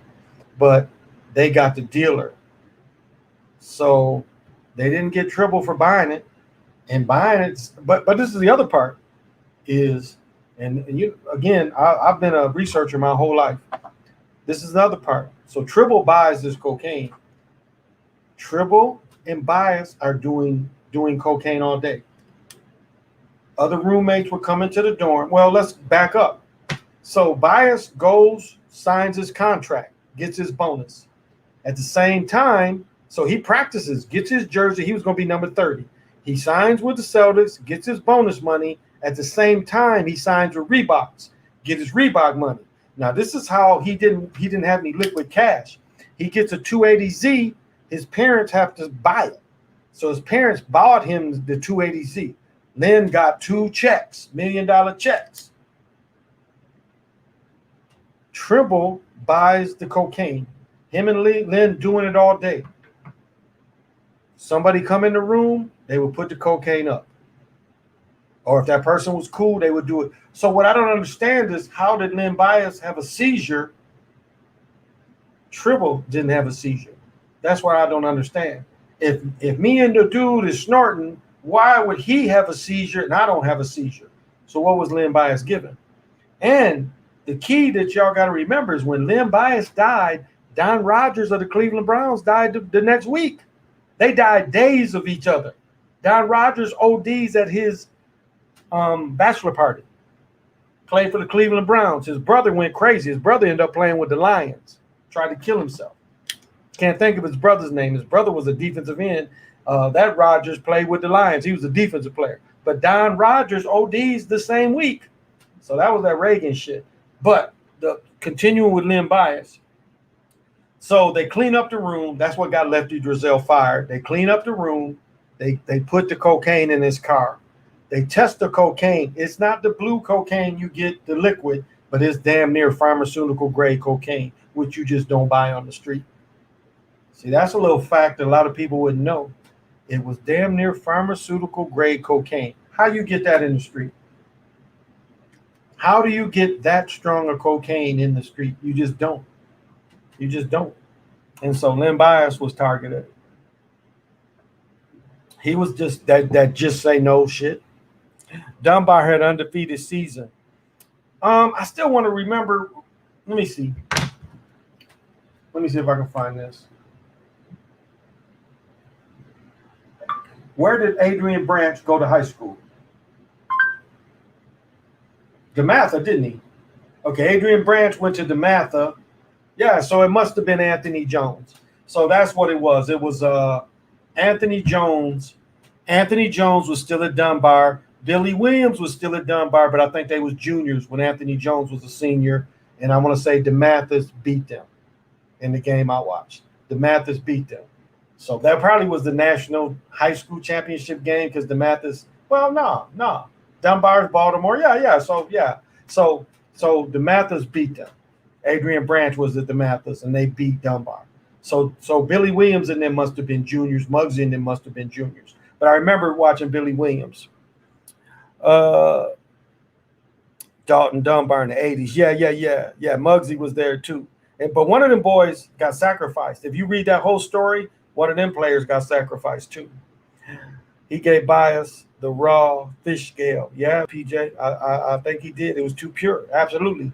But what? Why didn't Brian Tribble? So what I'm guessing is Brian Tribble was acting like he was snorting. Because, okay, somebody give you a line, and a lot of y'all don't. If you ever remember the Woody Allen movie, it's called Bananas or some shit like that, where they give him a plate and he sneezes and all the cocaine goes everywhere. So say there's lines and ain't nobody paying attention.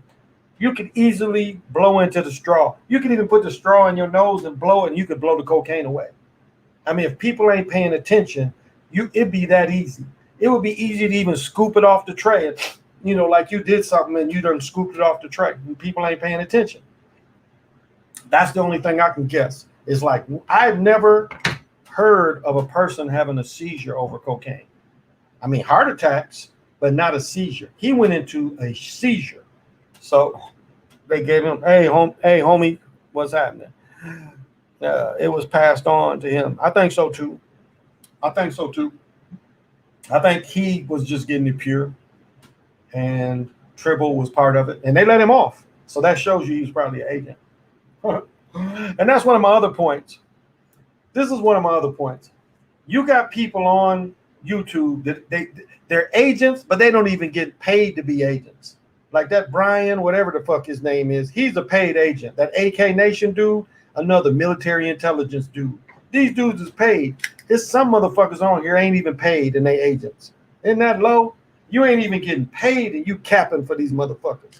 You are paid, you are unpaid agent. You got unpaid agents on here. I wanted to bring that up. It's a lot of motherfuckers on here. They unpaid agents. And just be aware of that. Unpaid to cap for everything. That was a drug I ain't never want in my life. I ain't gonna lie. I did plenty of cocaine. I used to write my name with that shit. And you know, it was like, that was the thing. It really was, because it's like all my big dudes in Miami that was weed heads, next they came back with the cane. And the cane was cheap, it was affordable, and the women started doing it. Here's a name for you. Mike. I used to mess with this girl. I used to mess with these two girls that was roommates.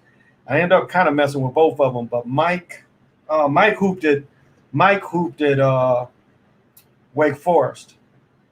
Mike Helms, maybe that was his name, but he got busted. But I already knew he was fucking around because his girl was one of these girls I used to mess with. And she was into that. So I was like, so when I saw him get busted, I was like, oh, okay. He got her into it. So, but I mean, it got to the point where I would do it and feel like I wanted to have a heart attack, you know, having a kind of anxiety attack. So that ain't fun. So, and it gets you so sick where, and I mostly like just snorting, but it was like my shit would be so blocked up, like you couldn't even snort no more. You know, that's how much of fucking how it'd do you. And I'm selling the shit, so it's like I ain't broke. You know, I bought my first house at what was he, 26? At 26, I was married and I owned a house, not paying payments, owned a house. Shit, me and my ex had 2 new cars, so, and I wasn't really working, not really, not back then. So, but that's nothing to brag about. Again, it like people say, it destroyed a lot of lives. But I was a casualty just as much as most dudes in the city. It's like wasn't really no jobs. You can put the blame on the government. They took they took away the jobs. They took away the jobs and they replaced the jobs with crack. With crack. And that's what they aimed everybody at. They aimed everybody at that. So You had no hi choice. there. Welcome to the chat. Oh, thank you. Oh, homie, yeah, homie's in. So it's not a. It really started as like a thing to do. Like I remember when crack first hit Michigan, because I was like tripping because it wasn't there. It was like it really wasn't there. So I come back from North Carolina and I'm seeing that shit everywhere. It's all up and down the East Coast in North Carolina. Then I go to Michigan, it ain't there. And what? Was so like you said the crack wasn't in Michigan, right? It wasn't in Michigan. But was the crack in North Carolina? Yeah, all up and down the you were coast. seeing like a high supply of the crack in North Carolina, and that was like a huge No, impact. the shit was coming up from Florida though. So was it in North Carolina, right? Yeah, it was. So it was a huge impact on you living in North Carolina, but then you move back to Michigan and it's like almost non-existent. Just the powder. Yeah, it's just coke in Michigan, Powder. and you're coming from a place where the pandemic of crack already hit. It already. So hit. once you get there, it may be lucrative, but like Well, yeah, you might not have been thinking of it. No, this I way. was. You were I was thinking of ready. it. I hit the ground running. I mean, I've told this story before. It's like when it came to Michigan, I had an Audi 5000. And the thing that I loved about it was it had lighters, like it had lighters in every door. And so I had one of them old box phones, you know, the old phones. The first one was this big and the second one was this big. And so I had one of them and it just plugged into the door. You know, the door had a cigarette lighter and you just plugged it in. And I hit the ground running. It was like overnight, You were 10,000 one of the people. first people to like start supplying it. Oh, definitely. I was ready. Knew how to cook and everything. That's probably because you came from a place where it was already a pandemic.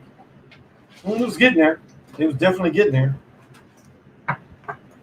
But yeah, it went from 10,000 people. The city was overwhelmed. 10,000 people nonstop. Can you imagine that? 10,000 people on this one street nonstop, and nothing the police could do about it. Nothing they could do about it. It was like it took them about a year before they started passing laws and stuff. So, listen to Baby 8 Win, straight truth. kind of, because it was weird. But my point was, I remember people bragging. Like one dude I used to work with, he said, "I don't smoke nothing unless it sizzles," and he was talking about being a crackhead. But I'll tell you, the saddest thing is this: I remember looking at yearbooks, and then like knowing the people and what happened to them, and I was like, "Damn, it devastated Battle Creek." Like you look at these yearbooks of these people, and they're vibrant and alive, and then you would know them in the street, and it just killed them. Like one of the prettiest indigenous girls I ever saw was this girl, Jamie's cousin. What was her name? I can't think of her name, but I met her at a party, but I was with somebody else. And this girl was so beautiful. And within 10 years, then I never saw her again. Then 10 years, she was strung out. She's a funny girl. She was funny to hang out with, but in 10 years, and some people say she had HIV too, but it was like 10 years, this woman was like, plus she was alcoholic too. It just destroyed her. I can't think of her name. Tina. That was her name, Tina. When I met Tina was 18, she was one of the prettiest young women I'd ever come across. And within 10 years, you wouldn't know her. And like Battle Creek, it ain't a very big city, like 60, 70,000 people. So it's a small city. And she's trying to trick there. It's like, chick, she's walking the streets there. Couldn't have been a lot of money in that. But yeah, my son made a good point. But it gave me a head start because I kind of knew what to expect. And so made a little money back then. But it's like, it's a dirty business. You know, when the Godfather talks about it, it's a dirty business. He says it's a dirty business. It really is. And it was allowed. See, the opposite happened to what the Godfather said. It was allowed, it was pushed to us because they took away a lot of the manufacturing jobs. I mean, if you understand what the Midwest was looking for, and I'm going to say Pittsburgh, Cleveland, Detroit, what all people really wanted to do was go into these car factories, work hard. Now, Al Prophet shows videos about Detroit dope, but one point he makes, and I think a lot of people miss this, is when you talk about people in the 60s that was heroin addicts, they wasn't out here scratching their arms, tricking heroin addicts. These were people that were functional heroin addicts in the 60s that worked in these plants. Functional heroin addicts. And you can't tell me you can't be functional, because I talked about my roommate that was in Vietnam. I don't know if he's alive or not still. We was about 10 years apart. When I was 22, 23, he was 33, 34, but he was a Vietnam vet. And he was a functional heroin addict. And I can't say that I saw him shoot heroin other than on the weekends. I never saw him sick at work. So maybe he had a little stash to go during the work, but we worked hard. I mean, where he worked, he had to work hard. He was working in ditches and shit, doing new construction. He in either sewer or he's working in deep water lines, putting in water lines in or breaking up concrete. I worked on the water side. So I had an easy job by that point. When I met him, I had been there a couple of years. So I had an easy job. I worked for the water side of the water department. We was changing meters, some easy shit. We bullshit most of the day. But he worked hard every day. He worked hard. He got dirty every day. So there's no way a junkie could have did that kind of work. So, but my point, going back to these people in Detroit, you had people that was functional heroin addicts. Functional. If you look at YBI, these was heroin dealers. Now the dudes came in towards the end of YBI. Yeah, they started selling crack, but the first brothers was selling heroin. Wasn't crack. YBI was mostly selling heroin. And heroin wasn't destroying lives like we saw crack do. What does he say? What do they say in what is it called? New Jack City? They didn't want the cocaine, they wanted the base. They wanted the base. Do you know created the crack fentanyl? It's a drug that is a vice grip on a person. Well, the CIA. Matter of fact, I should have wrote it down, but the CIA dude who created it, you can find a person out of the CIA created. Maybe check myself. Maybe no. I want to say he was a scientist in the CIA, because see, base was a more expensive process. It was when people do base, that's a more expensive process. That's what Marvin Gaye and Richard Pryor did. Michael Ray Richardson, they did base. They didn't do crack. That's why Whitney Houston said crack is whack. It's a different process. It's a totally different process. God rest his soul. But my ex-father was a functional crackhead, dealing with her and her mama. Oh, thank you, Anise. That is kind of you. Father was a functional crackhead, dealing with her and her mama. I grew up to understand it. But yeah, that's who created it. The CIA created it. They was trying to make a synthetic cocaine, but again, let's back up a little bit. One thing that made crack or cocaine popular, it was looked at as the rich people's drug. It was looked at as the rich people's drug. And so if you look in the 70s, who was doing it was just rich people, because it still cost too much. If you could get a shot of heroin for 10 or 15 bucks, but you trying to get a gram of cocaine back then was even $100. The price of cocaine ain't really changed a whole lot. So it was a richer person's thing. So if you went to a party and you was around richer people and they had cocaine, it was a richer person's thing. So when it started going into the mainstream, it was still looked at as a richer person's thing. So when you bring in freebase, again, it's a more expensive process than crack. If you guys remember the Taxi Cab Confessions on HBO, it's the dude in the back. He's like, "What are you doing? Are you smoking crack in the back?" And he started laughing. He's like, "No, this is base." So it's a more expensive process. So you're not saving money. So the CIA found a way where people could buy $10 of this shit. And remember, anybody know what double ups is? You're getting 2 for 1. Matter of fact, I remember I was in Florida. What did they say? For $5, no, $7. In Florida, they were selling $7 packs where you got a $5 rock and you got like $5 worth of weed for $7. This is what I remember. I went to see one of my best friends lives in Miami, and he was like, down here they got the $7 packs. They give you weed and a rock. Because a lot of people just like my partner Eric, that's the only way he liked smoking it was they called it Swifties. They called it when you mix weed with cocaine, you crush it up and you smoke it like that. They called it Swifties. So, so that's who created it. They created a cheaper way, and like I talk about, what is it, Dr. Ice? Dr. Ice, I think about Larry Lavin, the story. If you can look up Larry Lavin, and he showed me the process of how to get this chemical. And then you could take the key and you broke it up, and you could take an ounce and you could spray this shit on it. And I ain't talking about blowing it up, and this shit would make it would stay on it, but it would make an ounce, damn near 2 ounces. And it didn't take any of the, you tasted it, numb your mouth. It really didn't take any of the, how good it was away. And so when you cut it up, it all had it in there. So that went pretty well too. But the chemical, I can't think of, but I got it from him. And then one of my friends worked in the pharmacy. You could only order it through the pharmacy, but it wasn't a pharmaceutical. So, anybody can buy it, but you had to order it from them. Because I remember Maurice had got his degree. And Maurice, I was like, man, can you get this? And he's like, yeah, you want some? I'm like, yeah, can you get me, I think it was like a milk bottle full of this shit. And you spray it on it and you keep moving it under the heat lamps. Before you know it, it'll damn near double. You're welcome, James. Thank you, James. Primo. Yeah, Primos. Yeah, Nice. Yeah, Primos. I heard that name too. Different cities would call it, but y'all forgot about the Primos. Yeah.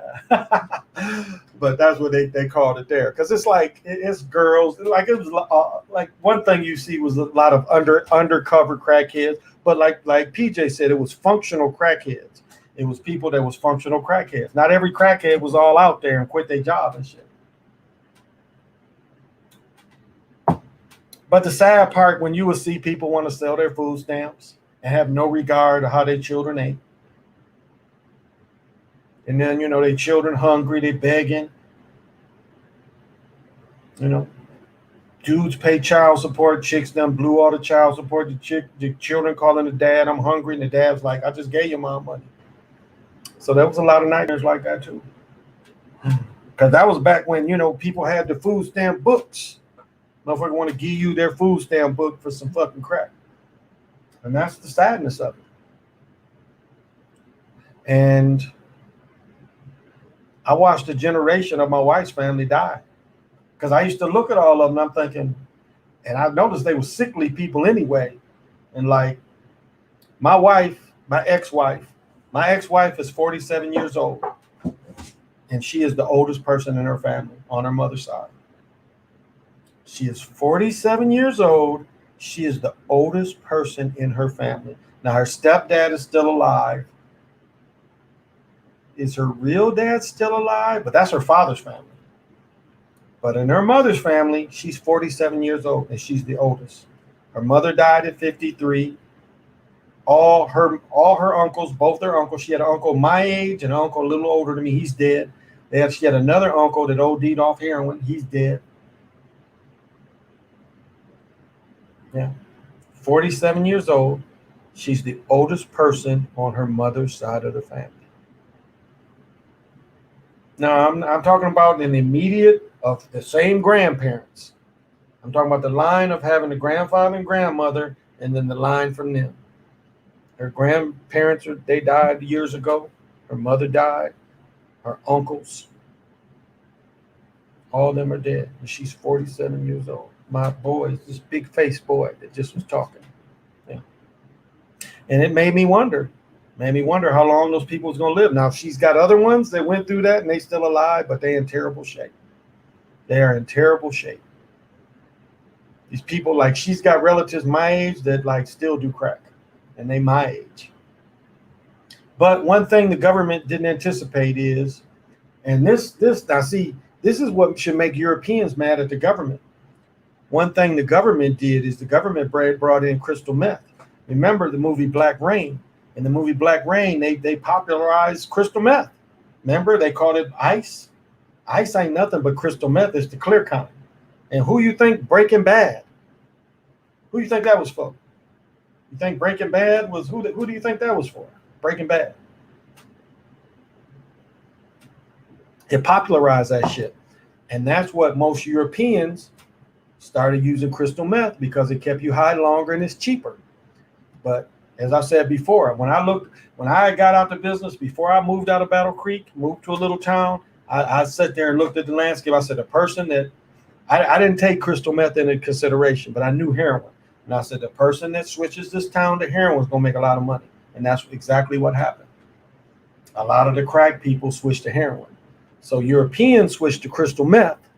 A lot of Americans, especially black folks, switched to heroin. And I don't know how you go from one extreme to the other, but that's what happened. And then they say now you can speedball fucking crystal meth and heroin. Ooh, couldn't imagine what that'd do to you. If you smell crack being sparkled, they give you the runs. I never heard of that. I've seen some, like I had a partner, Cordy, and I've heard Curdy. No, it was Curdy. Yeah, Curdy. His name was Curtis, but everybody called him Curdy. And I used to take him clothes and stuff. And he's like, and I'm a big dude. And Curdy was skinny. And I would have clothes. I'm like, I don't think this will fit you. He's like, bring him over.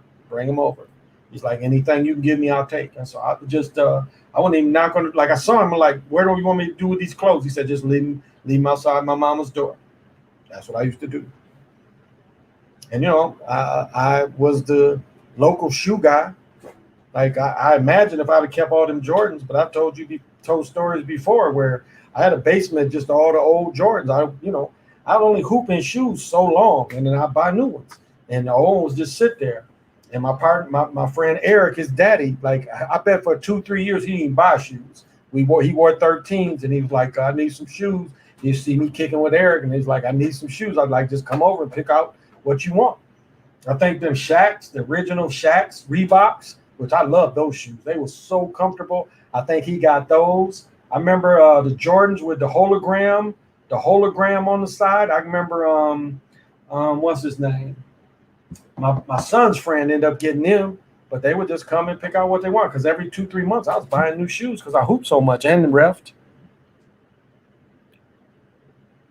Oh, so with the X-Lax, yeah. Well, that was powder. Like you could cut it with X-Lax, but Minotaur was the better thing to cut it with, because Minotaur is also it also make you go, but Minotaur is almost like lighter than chalk. If you could imagine something that looked like chalk and it like really had no girth to it at all, and you would cut it and it would absorb the cocaine. So even when you cooked it, it wouldn't cook away. Because some things here's the funniest story. I remember one dude, he sold somebody, like he sold them, he cut it with baking, what is it? Instead of baking soda, he cut it with baking powder. And so when they was trying to cook it up, motherfuckers telling me this shit. When they tried to cook it up, they got the shit hot. So when they got the shit hot, the shit shot out the bottle. It shot it to the ceiling. And the dude called me and was like, man, I got this stuff and it shot to the ceiling. I'm like, what? I was like, who'd you get it from? I'm like, he cut it with baking powder, not baking soda. And he said the shit shot out the bottle. So when they went to put the heat on the shit, it shot right out the bottle. Because motherfucker didn't have nothing to cut it with, so he used baking powder. That's some funny shit. Fucking baking powder. I just laughed at him. When they told me that story. But yeah, Minotaur. Minotaur was the type of it'd make you go. But that was the only kind of thing. I know some people used some baby shit. I can't think of the baby stuff, and they would cut it with that baby stuff, and that would make you go too. But I would never use that. But the Minotaur, it was cheap, very light, and it was absorbent. So if you cut it with that, didn't really lose anything. Minotaur, I ain't thought about that shit in years. I wonder if you can still buy this shit. It comes in a white block about so big. And I don't even know how to describe this shit. But it looked like chalk, but light. I mean, super light. Like really, like, I don't even know. It's like not near heavy as butter. Like it was almost like light as this box. Minotaur is like light as this box in my hand when it's empty. It was really light. He was in the kitchen cooking, but he wasn't cooking the dinner. No. I laughed at it when he told me that. He's like, man, blah, blah, blah, blah, blah, blah. Come on, blah, blah. We waste our money. Blah, blah, blah. Like, you should have called me in the first place, dumbass. But they had me laughing. And I still made them spend. I'm like, that shit ain't my problem. Enfamil, yeah, a lot of people would use Enfamil, and the Enfamil would give people the runs. Yeah, people that just snort it if they cut it with Enfamil, that would give you the runs. But Minotaur was better because it absorbed it better. Enfamil, it gave it the color and it gave it the weight, but when they cooked it, it would cook off. It wouldn't stay with it. And that's why this stuff I used to get from the pharmacy was so good that, like, you could take like 7-Up and you could mix 7-Up with it, and then you could put the baking soda and you could put the baking soda in it with the cocaine, and it was called blowing up because the 7-Up would kind of adhere to it, and they called it blowing up. So it would make it look like you had more, but it was less chemical in there, less cocaine in there, more of that sweet. And so that's how people used to get beat too, and they start calling it blowing it up. But yeah, crystal meth does a number on the teeth. Crack does too, but the meth teeth are tragic. What happens with the crack teeth is from just lack of care. The chemicals in crystal meth are so devastating, and that's why the crazy behavior too. It's devastating to your teeth. It really is.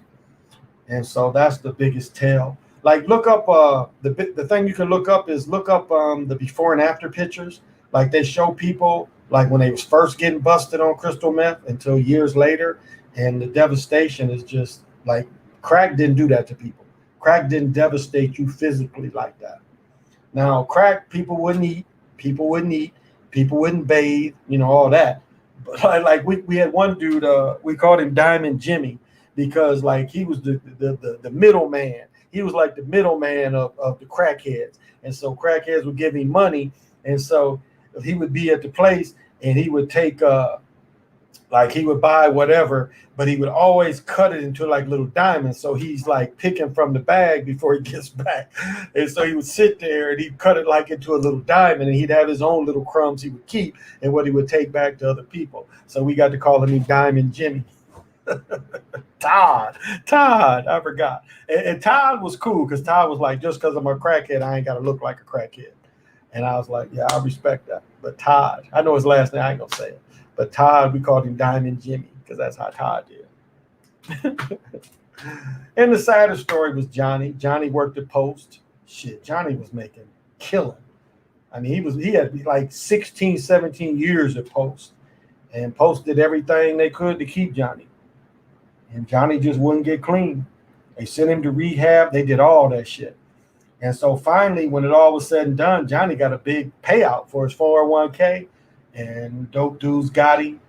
And I told the story before about Johnny, where Johnny got beat up bad one time. I don't remember what it's about, but he's still trying to smoke crack. I mean, his face is like this. His face is so puffy that he's got he had like an ice pack over his whole face, but he kept where his mouth was free so he could smoke crack. But they got Johnny because Johnny got all that money, and dudes was telling him they was going to get 7 grams and shit. And then they'd give him an 8-ball, and then he'd give them more money, and they just kept selling him his dope. And they probably went through, I don't know. They went through a lot of his money. I wonder if he's still alive. I know his brother was really my good friend, and his brother, like one of my good friends was his son, Rick. And Rick is like in prison for life. I don't know. Rick did some shit I don't even know. They wouldn't even tell me what he did. His dad would just hint. But Rick went in to get 4 or 5 years, and then Rick killed somebody while he was in prison and got life. But he was one of the most, and that really hurt me. He was one of the most likable dudes in my life, hooping. But his dad was found naked out in front of the house, Junior. And Junior was a good friend. He had a pink Cadillac. He had never sell me. He had a 82, 83 little body pink, well, not little body, but medium body pink Cadillac. He wouldn't sell it. I'm like, Junior, you ain't gonna never drive this car. It's been sitting in his garage forever. I'm the only person that's gonna give you money. And I was showing him the money. He wouldn't sell it to me. He would never sell me that car.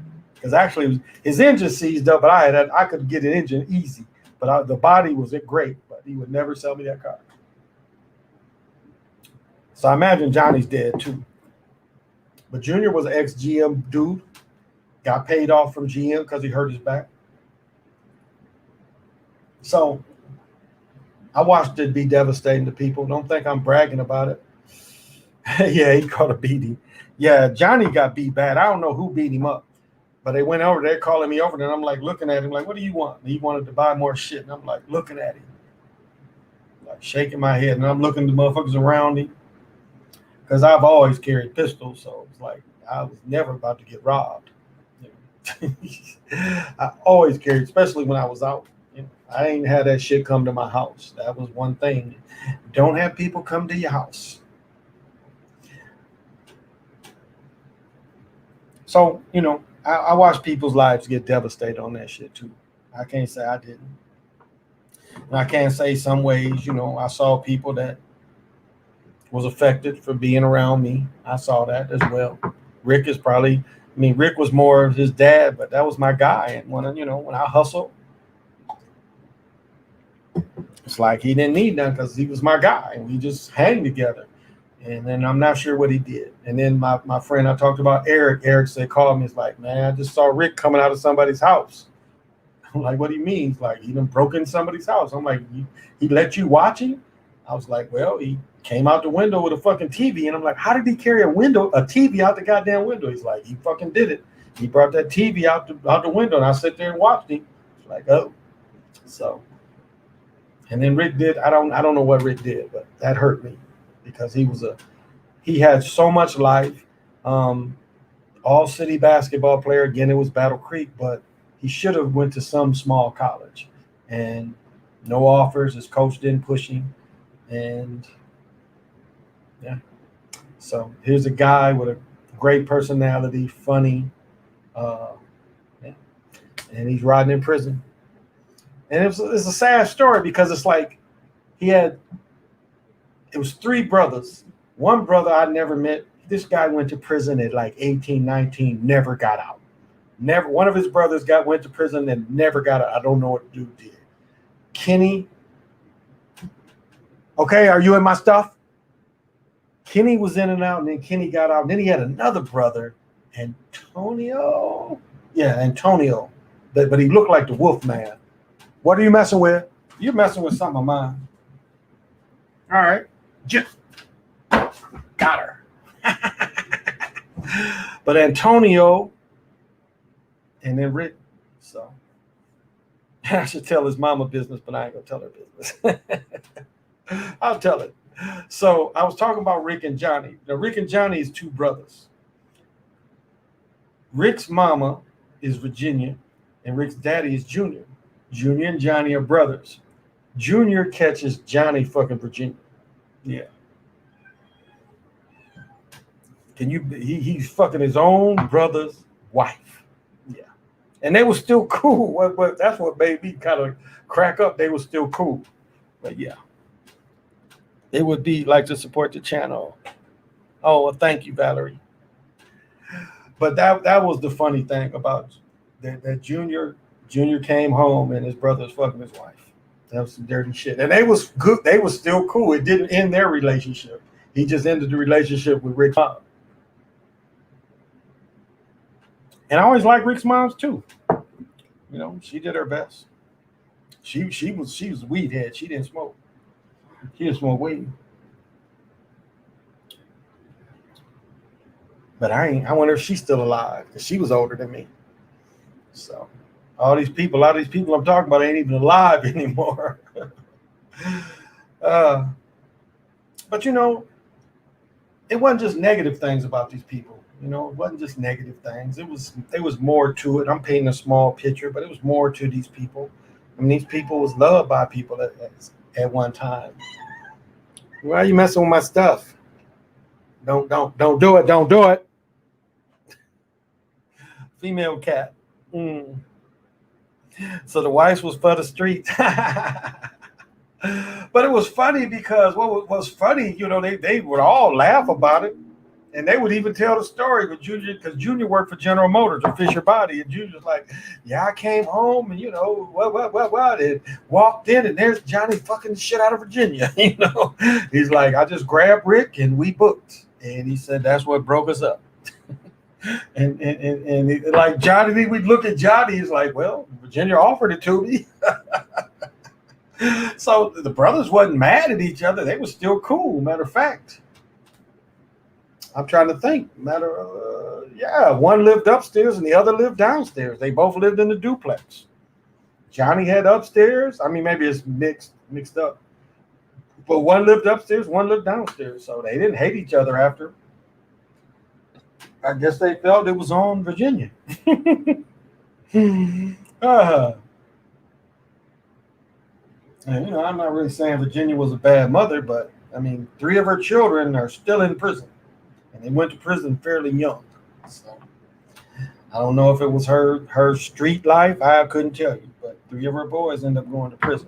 But I'll say this about Rick. Rick was living with his dad most of the time that I knew him. He didn't stay with Virginia. He was living with his dad. But when I met Rick, he wasn't. And this is how funny Rick was. So me and Rick, like, I was coaching JV. Rick was one of my assistants. So the year after he didn't play, he was like, "Oh, you want to go hang out and go see somebody?" And this is a goofy story. So I'm like, whatever. So we go over this girl's house, this woman's house, excuse me. He's kicking it with this woman. So let me set up this whole scene. So she had a fairly small living room. The TV's in front. There's a couch like against the wall in the back. She had like a reclining chair in front, and then she had another chair there. So I go in, I sit kind of in the reclining chair in front of her. Her name was Charlotte. She's a kind of big woman. And so this is who Rick's messing with. So we just smoking a joint and whatever. So I turn around to pass the joint to her, and Charlotte's sitting with her legs like wide open, showing everything. Now, I'll tell the whole story. I didn't really notice. I just handed her the joint. I ain't noticed. So I left, and as I was getting ready to leave, and Rick was like, "Why are you leaving? You don't see her there with her legs open?" And I'm like, "What you talking about? You handed her the joint, her legs was wide open." I'm like, "They was?" She wasn't very cute, first of all. But so Rick was like, "Yeah, her legs is wide open. I think if you stay, whoop, whoop, whoop, whoop." I'm like, "Yeah, okay. I'll see you later, Rick." But I didn't even notice. When I handed her the joint, I wasn't looking at her like that. But Rick was like, "Man, she sat there the whole time with her legs open. You wasn't looking?" I'm like, "No, I just wouldn't be interested in her if she had her legs open or not. I wouldn't take the time to look down." But that was just the kind of goofy shit I would run into with Rick. So those are the Battle Creek escapades, I guess. I don't know if I really feel like doing the divination. I really don't. So please forgive me. Hold up. So she just flashed the kitty for free. Oh yeah. She wasn't on crack. She just smoked weed, and she was definitely flashing. And if I would have stayed, I probably could have partook with her. Yeah, probably could have. But yeah, I wasn't trying to. I wasn't trying to. Again, I wasn't even looking at her because I noticed she was just like in a pajama top, like like a house shirt or some shit like that. But I didn't notice her. I didn't look like when I turned around. I didn't really look at her like that. She was wasn't somebody that looked that great to me. So she was not my type. She was not my type at all. Now, there was another girl that lived around the corner that was more my type. I used to kick it with her. Her name was Shawnee. Shawnee was cute. Not that chick. Charlotte wasn't cute. Shawnee was cute. So I used to kick it with Shawnee. She used to be like,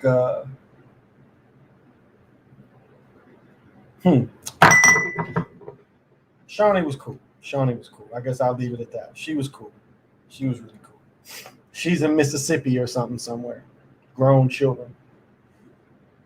One of her oldest children ended up going to the same prison as his daddy.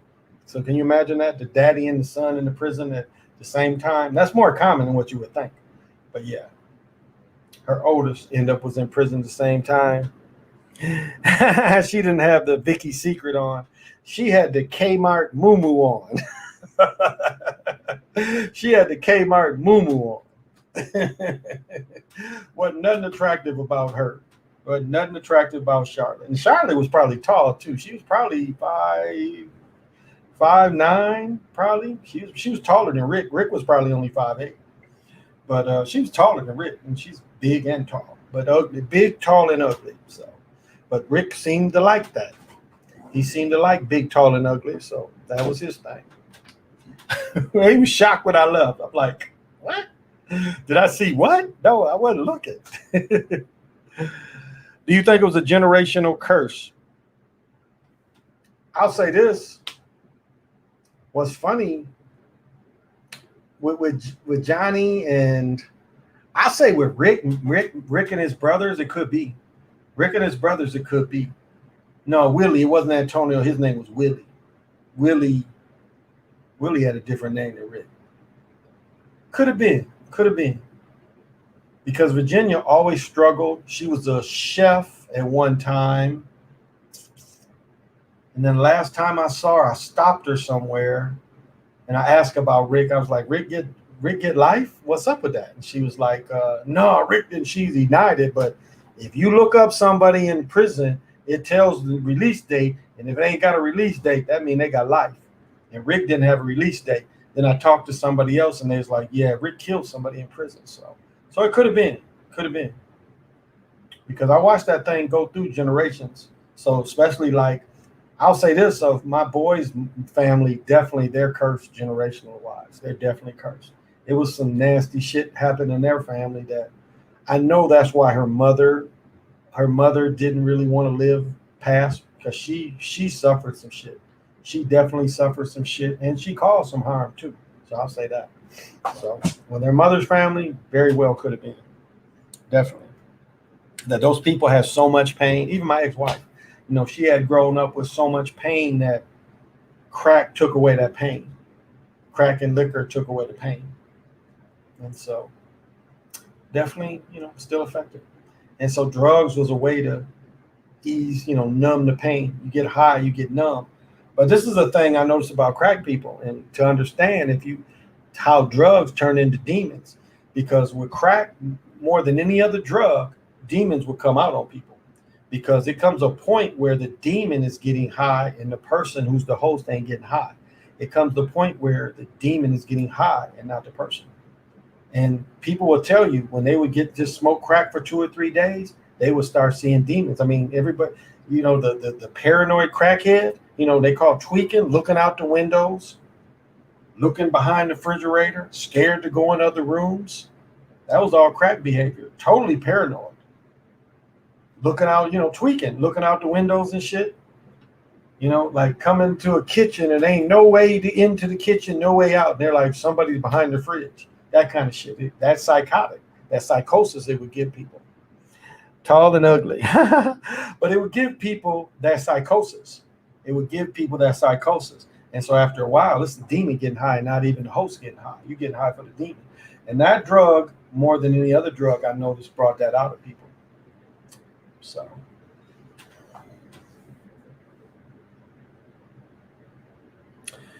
that's funny. And Valerie, I mean, funny in the thought is, now we're talking about the generation of curse, how to stop people from going to prison. That's kind of that would be an easier curse to break, because you would have to tell the parents going in, like, be more responsible to your children, be more firm with your children, be more alert with your children, work, but have time for your children. So that kind of thing. But see, there's a lot of people that can't rise above karma. There's people that just don't have those skills to rise above karma. So why do you keep coming in and out?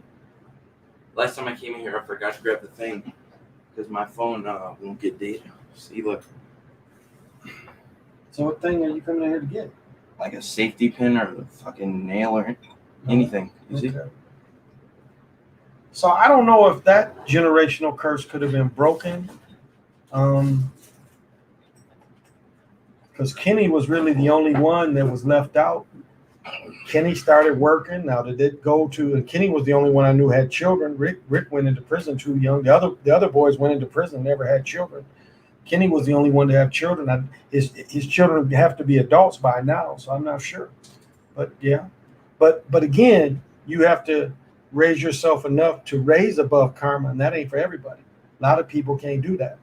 When I first start talking about awareness, and a part of awareness is it to see the golden ratio as you go into it, and only when you get up above the golden ratio can you get above karma. Because if you stay on the level where the golden ratio is turning, karma is turning the same way, and so you would get caught into it. That's a good question, very good question. OJ, I was thinking it ain't coincidental that Washington Wizards, the team that play in the national capital, got the worst defense in the league, especially with that Capitol Hill breaching. That's a good point. What do you want the Capitol? That's one hell of a combination. Yeah, it is. That's a good point, homie. And before that, 2 seasons ago, the Capitals won. So, yeah, the Capitals won. Tampa won. Last year, the year before, Tampa won. So, yeah, that's a good observation. I didn't even think about that. Well,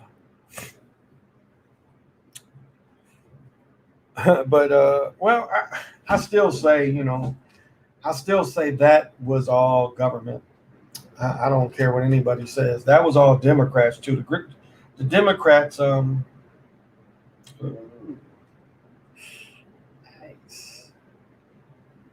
on it.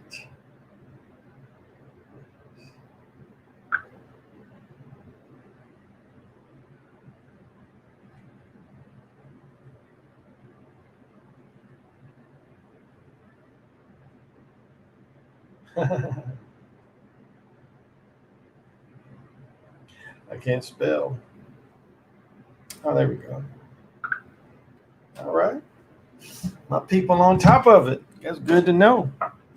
Yes, my homeboy, big time Capitals fan. Okay. Yeah, crisis actors playing a part. But like even all the gun control, usually it appears like it's Democratic control gun control. And these events is done by the Democrats. That's what it appears.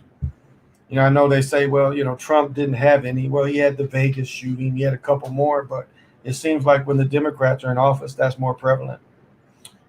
And the Democrats have always been after the guns. And that thing there, I've said this before. There were no killers sent on the Capitol Hill. No killers. Again, the same people the day before was doing tours of the place. So it was all set up. Yep, all definitely crisis actors, Valerie. There was no killers there. There was no killers. Then the one dude who died, my mother was sitting there arguing with me as we ride into Michigan, and she's like, "Well, he died in defense. He had what did she say? It was the bear, some bear spray." She said he died from the bear spray. No, he had a stroke at home. But it was from it had nothing to do with that. This cat went home and had a stroke. So how many people get a national burial because you go home and die? Not very many. But it went to the agenda. And that shit was all government related. There was no killers.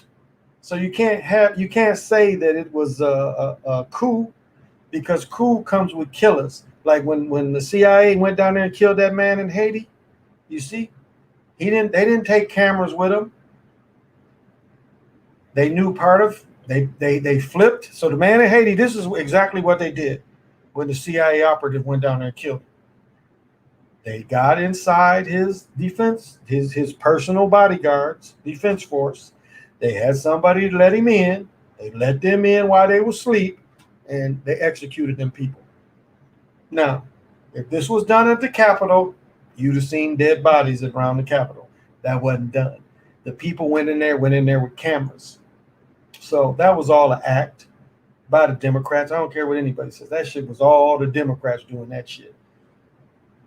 Republicans didn't benefit from that. Exactly. Human trafficking, especially with these children you can order. You got people in South America having babies now that people about to order out. And they only having babies because they get paid to ship these babies out. They get these children for 1-2 years, they ship them out. And that is at an all-time high. And that seems to be a Democratic thing. All the best shooting teams in the league playing in Democratic states. There you go. There you go. Hey, Lorenzo. I mean, like, look at this, the story they tell you about the dude, the sniper. The sniper that was over. And the sniper's movie is so funny because he never wants to go home to his wife. But when he's about to die, I'm ready to come home, baby. I mean, he's about to die. And I'm ready to come home, baby. I'm missing you, baby. Like right when he's about to die. And then you really believe that just a crazy veteran just shot him? So it's either two things. He's doing that work somewhere else, or they had a person take him out. Like I talk about my relative, one of the first Green Beret, and you telling me he shot at somebody and missed? Impossible. It's impossible that this man trained on every weapon, one of the first Green Berets in the history of America, would shoot at somebody and miss. No, doesn't work like that. Yeah, definitely, Brisk. It's an inside job. Absolutely inside job. I'm stuck at 24. We know what that means and what they sending to me. And how Facebook was on some bullshit tonight. They was on some bullshit. But I've been attacked by Facebook before. They used to kill my mic. I'm almost locked out of my main channel. So they give me an old version where I can't go live on it. So I went live on it a couple times and they locked me out of it tonight. It definitely locked me out of it tonight. Good evening. Good evening. Erase this shit. They own some shit. Good evening. Oh, that's the shit. How long is this? Because I tried to do it a couple times. Oh, that's where that shit's coming from. Okay. Yeah, Facebook on some bullshit tonight. They didn't let me do it tonight, y'all. It's better than them killing my mic. They killed my mic on one of my computers. If you read that book, Transformation of America tells how they do the children in Haiti. Interesting, Brisk Crown. That's very interesting. And remember in Born, Matt Damon got a job was to kill a Haitian president. That is a good catch. I did forget about that job. That's right. Before he loses his memory. That's what he was going to do. And there we go. But this is the thing. See, they've never left those people alone in South America. That's why I don't understand why Mexico, let me correct myself. That's why I don't understand why Mexico celebrates Cinco de Mayo. They ain't really never been free. Because when they had California taken away from them, that was after Cinco de Mayo. The Americans went down there and didn't even want it. They wanted California, but they let them keep the bigger part. So they kept California, and then they tell the lie about the gold rush. They tell all these poor, now listen to this. They told all these poor Europeans, they knew the one thing that would make them, because when they took in 1847, 1846, when they beat Mexico, the Mexican army, when they beat them, they were given California. There wasn't no Europeans living out there. So what's the best way to get Europeans to come out there? They lie about gold. They say it's just enough, and what overnight is hundreds of thousands of them out west. That was the way they got these dumbasses. And the Europeans have such gold fever that these dudes who never did anything in their life about panning gold risk everything to drive across country and take their families across country. When really it was just deployed to bring Europeans out west. That's what the San Francisco 49ers are named after. It was the lie of gold. And then people went out there and they didn't pan for gold. They sold jeans, they sold tents, they sold shovels, they sold the gold pans, but they never did any of the work. That is their history. You do all the work, and they're on the fringes having the fringe businesses. But the fringe businesses get them rich. So who you think got rich? Do you think they got rich, or do you think all the people panning for gold got rich? That's a part of history.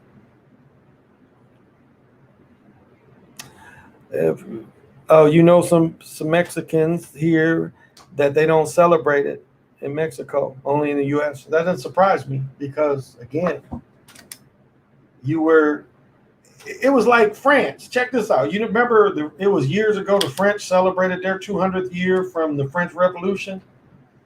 There's just one problem with that. Within the 200 years, there was 5 years where the Nazis was in France. So what are you celebrating? How are you celebrating the French Revolution when in the 1940s, the Nazis was all up in France? That's why they still make fun of the French and their ability that they can't fight. Remember that? So when I'm looking at this 200th anniversary, I'm thinking, now, wait a minute. Wasn't Nazis here in the 1940s? So you really ain't got nothing to celebrate. But yet they celebrate their 200th year since they cut off King Louis and Marie Antoinette's head. So what are you celebrating? You were taken over in the 40s, and you had to have these other people free you. So you celebrate nothing. You celebrate nothing. So, well, guys, I think I'm gonna cut it. I'm getting a little tired, but thank you for all the support tonight. Thank you for listening to my war stories. And no disrespect for the dead, those dead that I spoke of. There's no disrespect. When I think of you, I think about the good in you too. The ones that I knew, it's no just talking shit about them and disrespectful. No, there was good parts about them. Each and every one of them. When I knew them, there was also good things I knew about them. So I don't want to just leave people and think these people were just negative, because they weren't. They were people that laughed, talked shit, and one time or another I did see a different part of them. So it wasn't always about crazy stories, but ultimately that shit ruined their lives. So sorry I didn't read the divination, but I'll catch it tomorrow. PJ, hit me up and let me know. We need to come on earlier, whatever we need to do, we can do that. And so tomorrow, PJ's going to have a minute. So you better write some stuff up. Don't give me 5 minutes, PJ. You better have a bunch of stuff for about 20 minutes. I don't care. I can carry it. I can talk all night. So, but I will read more.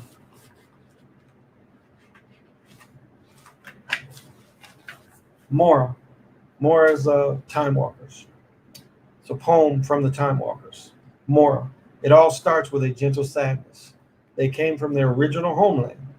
They knew that they had an exact number of years and days before they would disappear off the earth as a culture and the lifestyle. But the civilization would build to a gentle love. They lived in the Creator's day and knew how to separate cycles in the great serpent. And as the Mayan would say, I am another yourself. This has been the Chocolate Mountain Show.